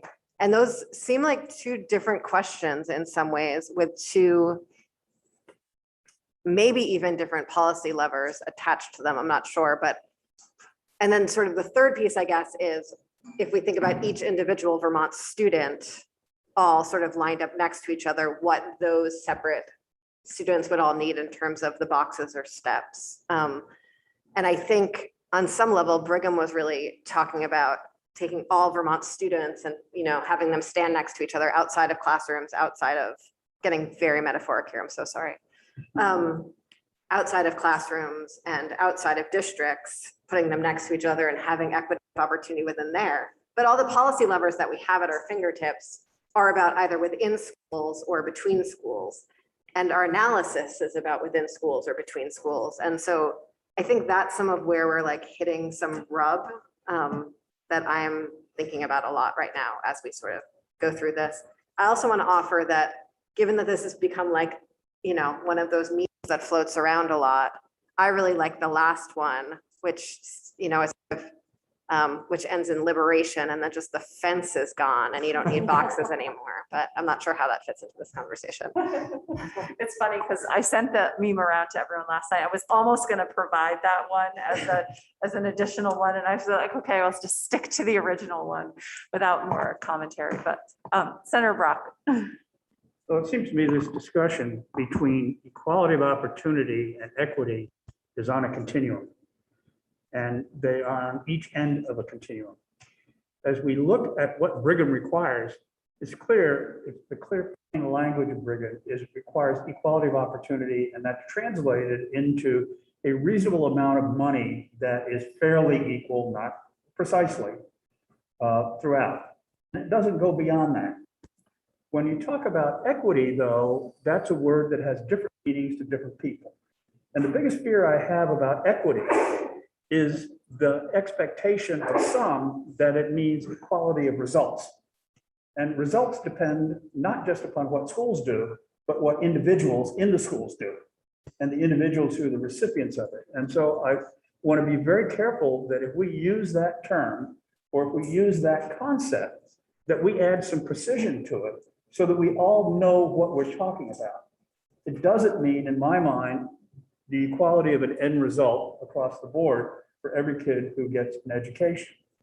It does require the provision, if you will, of the tools necessary in an equitable manner so that every kid could achieve that kind of result. And so, again, I think that the precision of how, if we do use those terms, or if we embed that in the discussion we have, that we try to add a little precision so we all understand what we're talking about. Because the real risk of using these terms, particularly equity, is it means a whole bunch of different things to everybody you ask. And that I see as a danger. And I think that's a really good point when, and when Professor Colby's here next time, we should ask her this, because there's a difference between equity of inputs and equity of outcomes, as you just point out. And to me, the weights are, I believe they're actually based on equity of outcomes. And so that is my understanding from a conversation of that was the goal in the weights, was to say, how much do you have to weight certain things in order to move toward equity of outcome? And so that really gets to that again is one of my biggest problems is you can spend all the money you want on a kid who doesn't come to school and doesn't work and doesn't study. Whether he has a good teacher or a bad teacher, you're not necessarily going to get a good result that is equal to the kid who perhaps has to work harder. And how much money you spend, and regardless of how much we talk about, you know, high level doing the good thing, this is a money issue. We're really trying. This is what this boils down to in this legislature, and what it boils down to so many taxpayers is what's the impact of this going to be, and is it fair? relative to what other Vermonters are doing. And the fairness issue has to go into this concept of equity. Senator Pershlik, do you want to? And I just would add to that, that I think we're hearing testimony about tax equity as well as education equity, and we should just add that to the clarity that Senator Brock is looking for about when we talk about equity, what are we talking about? Tax versus educational inputs versus outcomes. Yeah. There are a lot of different. Representative Conlon. I think one of the challenges that we have, I was thinking about within a school and among school districts. And, within a school district, you really have, when you're trying to achieve equity, you have kind of a higher authority doling out the money in a way that almost assures equity. In other words, a school district has a policy of achieving equity, and you leave the fiscal or the CEO of the organization, the superintendent, to say, okay, well, school A is going to get a little bit more money because they got a higher need population. When we get into it among districts, it becomes state money that the state doesn't decide how it's spent. They decide how it's spent. So, you can't assure equity because you can't guarantee the choices that are going to be made by each individual school district. I think that's one of the things we obviously keep wrestling with. Yeah, Representative Cornhusker. And I think one piece, I think why the tuitioning conversation is actually a really useful thought exercise for me is because ultimately we are engaged in this conversation about equity, not just because we are good people or want to do the right thing or any of those things, but because we actually, the state has the ultimate responsibility for that equity to students. And then we delegate that authority to the districts, but it sits here. And yet we don't necessarily have the policy tools to hold anyone accountable for that responsibility that we have necessarily. And so, yeah. Another thing to add to your point, Representative Conlon, is that there are two sets of weights that are recommended in the report. There's a school level weights and district level weights. And the way that we provide school funding in Vermont, the way that districts budget is based on a district level view of things. The weights, there are two options for weights in the report, and the weights based on the school level are much, much, much higher, like substantially higher for poverty in particular, 0.81 versus 3.14. And that the district level is how we measure everything in the state and how we budget for schools, how Brad runs his data, and how everything is done at the district level.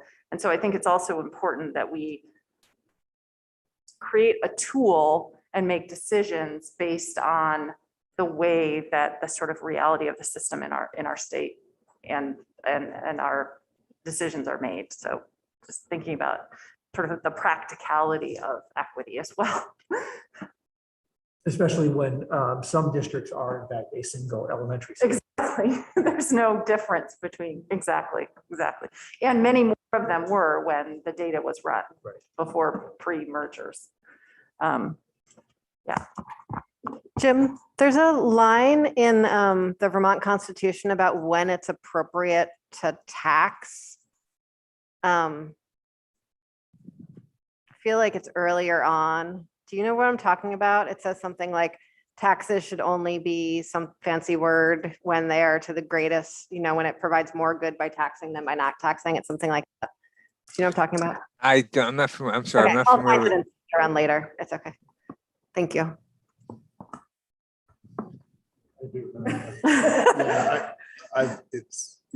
It's like almost like a last resort type of statement. Why don't we all? No, it's a common good statement. Common benefits clause? Is that what? That's, well, Jim has it in his, is it the common benefits clause? That's what he went over in his, yeah.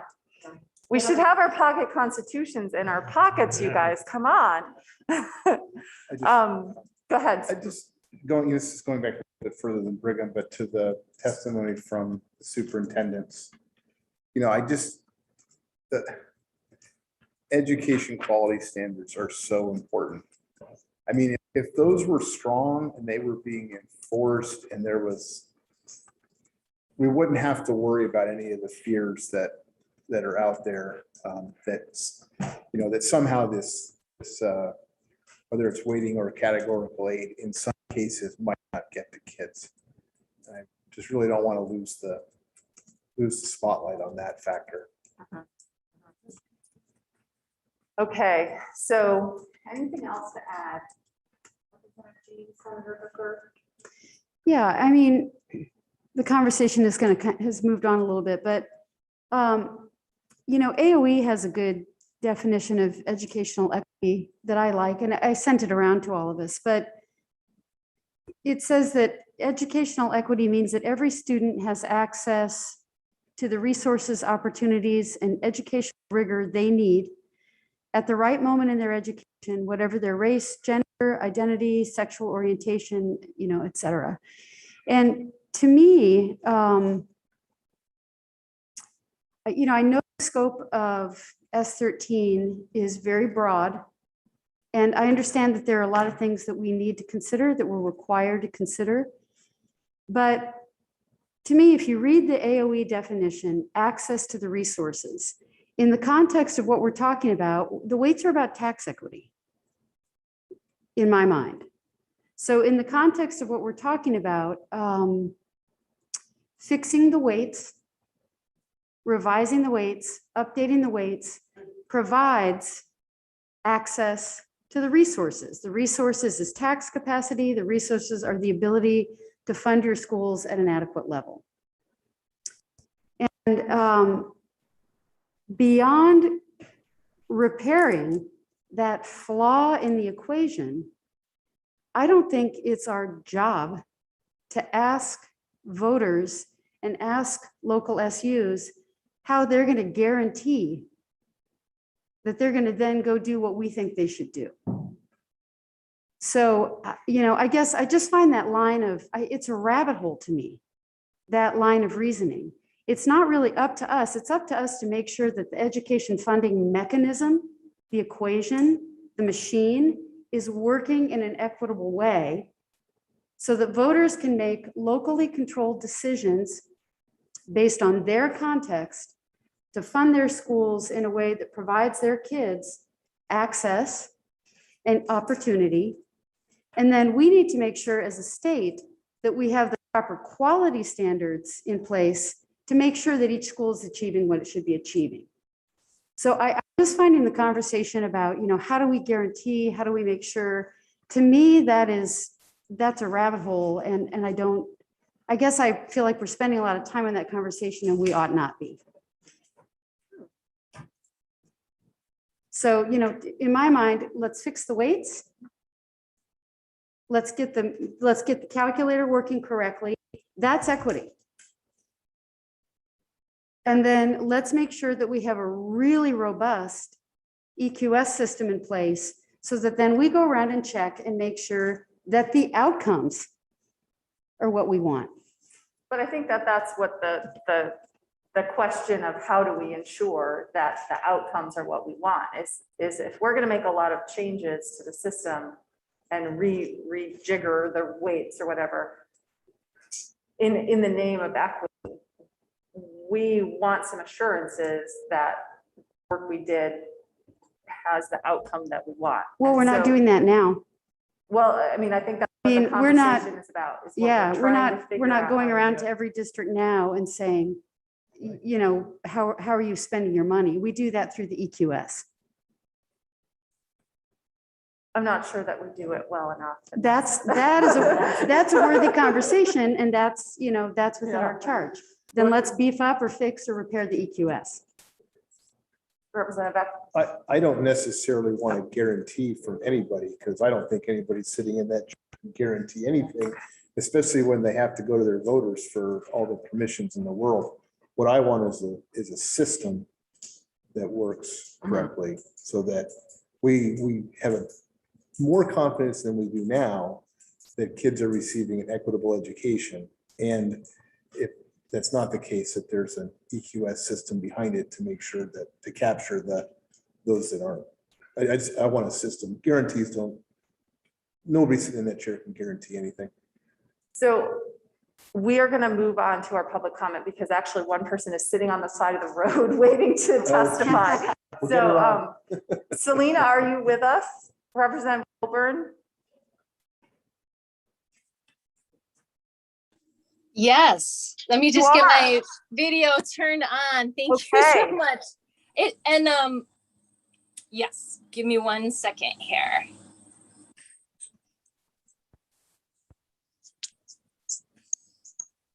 Thank you.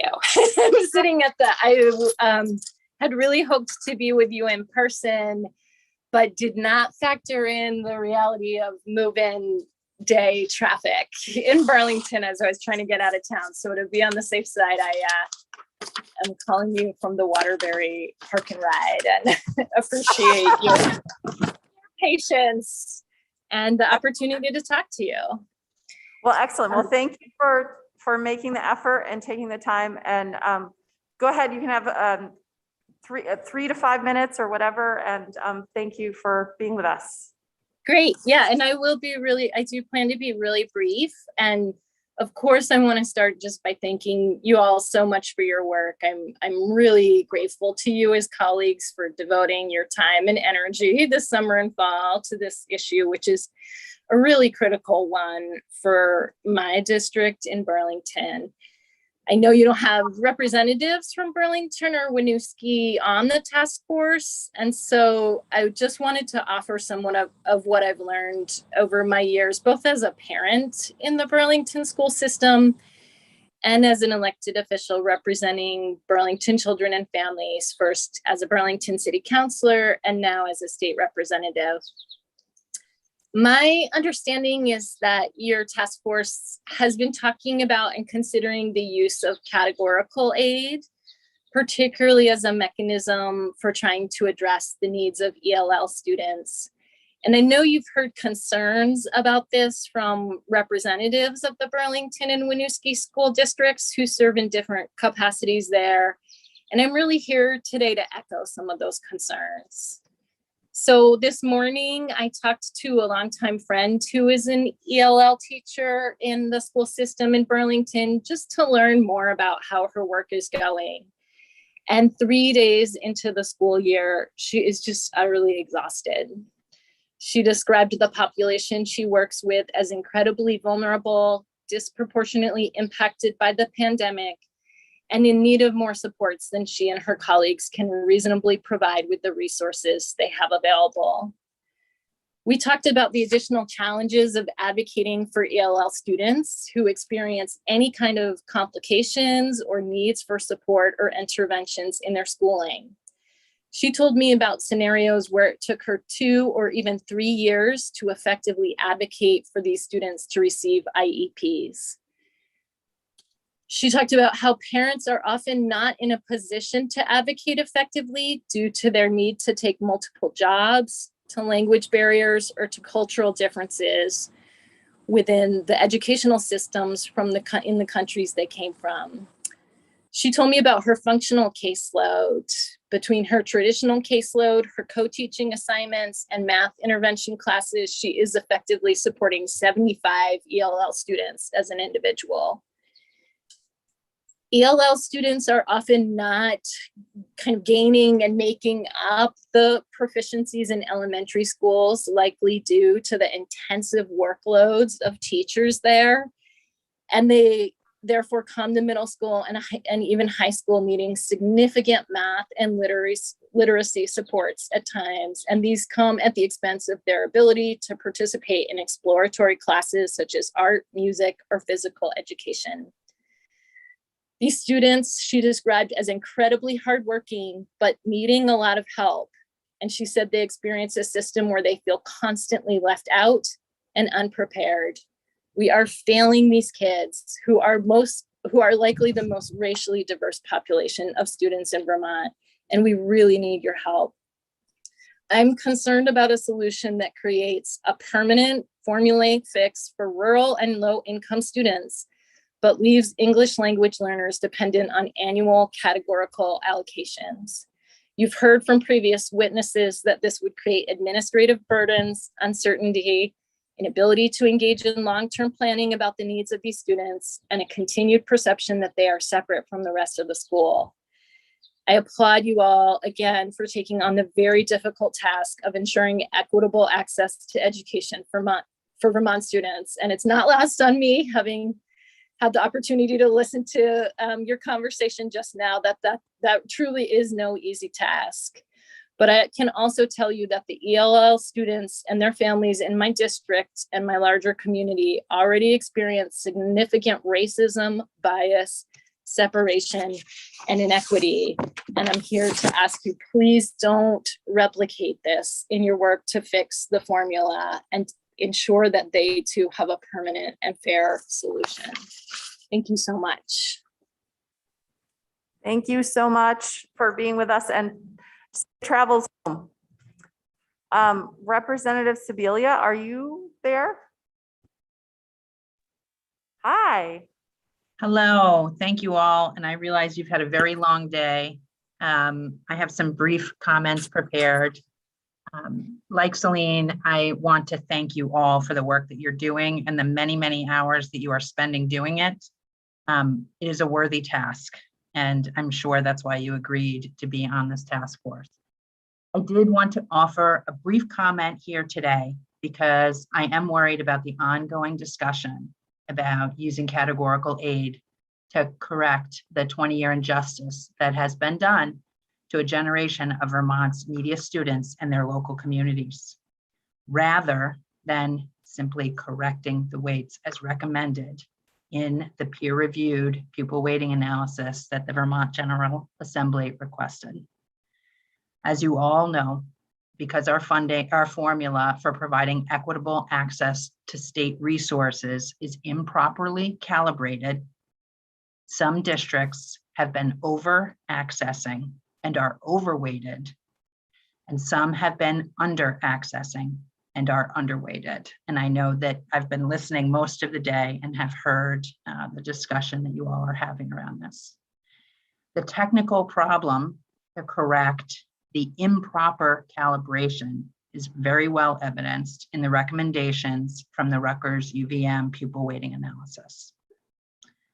I do appreciate that correcting the injustice also creates a political problem, which is that correcting the funding formula will also cause some wealthy and large districts to pay more in taxes if they want to continue spending at the level that they are in. That political problem is most easily solved by awarding categorical aid instead of fixing the formula. When we address that political problem by awarding categorical aid, we are effectively saying that Vermont is not spending enough on education, and we need to see a dramatic increase in how much we spend in education. I do not believe that that is currently a widely held notion. When we correct the formula, we may see otherwise and may be able to demonstrate a need for even more funding than the $1.88 billion that we are spending on 86,000 students. I did think that Deb Brighton's testimony today was excellent, really appreciated it, and was illustrative of the problem that occurred with Act 60 and the 20 years that have followed. Legislators really focused almost exclusively on the state mechanism for the equitable collection of education resources and taxes, and not on the mechanism for districts to equitably access those resources to educate students. Things like weights, categorical aid. And also, there has not been a lot of focus on accountability. I know I was testifying on this for a decade ago, and I appreciate the comments on that today. Things like EQS, the chart of accounts that we've been waiting for, The oversight committee that Representative Colburn and I and our colleagues included in H54. We think that those are important measures of accountability. I would also say, importantly, I did hear Deb say that categorical aid is something that is separate from the equity calculation. And I do think that that is quite a conundrum if you are to kind of start. Did we lose them? Did we lose them? Can anyone hear me? I know Celine. Yes. Can you hear? Okay, Can you hear us? I can, and I'm almost done, Madam Chair. I did hear Deb say that categorical aid is separate. It is a separate stream from the equity calculation. Equity throughout the system really requires us to fix the formula. Expanding opportunities for all students, something that I would love, I think many of us would love. I've heard the governor talk about this. It really requires us to fix the formula. And finally, I am really pleased to hear the questions about accountability. But I do hope we all agree that questioning the ability of our poor, rural, and English as a second language learners, those communities, to make the same decisions related to budgets and tax rates that wealthy communities have been making for 20 years is unacceptable. I believe the administration has testified repeatedly about tying the corrected weights to the education quality standards. Again, a concept that is included in H54. And that concludes my comments. And I do really appreciate the opportunity to address you and your work. Thank you so much. This is so important what you are doing. Thank you so much, Representative Sibilia and Representative Colburn. Thanks for being here. I know it wasn't easy. So, all right, everyone, we are going to move on to our next. I think we already have all of our meetings scheduled. Woohoo! So, are there topics or agenda items that you want to make sure that we get to next time or the next time after? We are moving into the phase where we're going to have to start making some decisions. And our next meeting is we do have a public hearing. Sorsha, we start at 1:30 in the afternoon. What time do we want the public hearing to be? She needs to advertise it. What day is that? That's on. It's 5 to 7. Last 2 hours. what day of the week is the next one? It's September. It's a Wednesday the 8th, right? September 8th, okay. Okay, so 5 to 7, does that make sense? I think 5 to 7 is fair, because then people who are doing it for their workday can do it at the end of their workday, and people who are doing it outside of their workday can do it after their workday. Okay, and how does it work, Sorsha? Do they have to contact you to sign up, or? Yeah, that'll be in the press release. Okay, okay, great. So do you have enough information then that you Yes, need? 5 to Okay, 7. 5 to 7. Mark or Brad, is there anything from a staffing perspective you need from us, or questions you have? Okay. Okay. I see you, Senator. Anything else that we should consider? And so we did not have Professor Colby. Correct.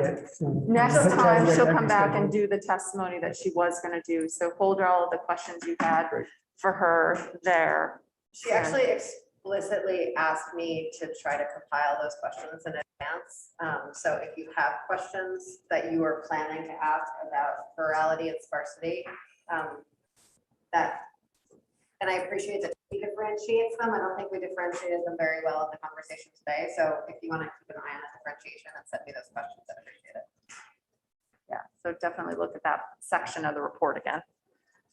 Okay. Anything else? All right. Did you have a question? I'll give you a minute or two. Yes. Is everyone okay with that? Even though you hadn't signed up, you're good? Okay, can you come up to the mic? Okay, Thank you, Madam Chair. you're welcome, Senator. Interesting. I think I'm the only person in the room that participated in the creation of Act 60. And Can you I'm, introduce yourself for the record? my name's Mark McDonald. I serve on Senate Finance. And I was participated with the creation of Act 60 and then Act 68. And I applaud the committee on going back to take a look at the court's ruling, which basically said that students should all have access, the same access, school districts to money. Representative Conlon has correctly noted that once you've got this access, the towns are free to choose how much of it they would use or not choose. And those are local decisions. And I probably wouldn't have asked to speak if I hadn't seen the ballpark thing here.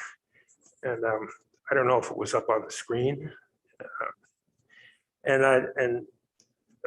Representative Beck, who has an ability to sort of take something and make it, give you a quick analysis, said that our goal is to make sure that everybody can see over the fence. And I applaud the comment, but Act 60 gave everyone the ability to see over the fence. Your job is to see that kids get into the ballpark, that they get seats at the game. Looking over the fence is half the goal. Your job is to get them into the ballpark, and hopefully after they're in the ballpark 20 years from now, there'll be another group of senators and representatives that will argue over which seats the kids get once they're in the ballpark. That's the question. And Representative Sebalia talked about categorical grants. The best way to get them into the ballpark, or to bake it into the system, like the witness we had about a half an hour ago. And that's a policy choice on how to get those kids into the seats. Both of them are fraught with concerns. The foundation formula was a categorical grant. Everybody got the same amount of money. But the gold towns had plenty to use on their own. You bake it into the system, it has its advantages, but as Representative Conlon would say, once you got it baked in, how do you keep people from slicing the pieces of the cake more thinly? So I'm getting too esoteric. Get the kids into the ballpark. We've done well getting to look over the fence the last 20 years. Thank you. Thank you, Senator. All right, everyone, thank you. We'll see you in a couple of weeks.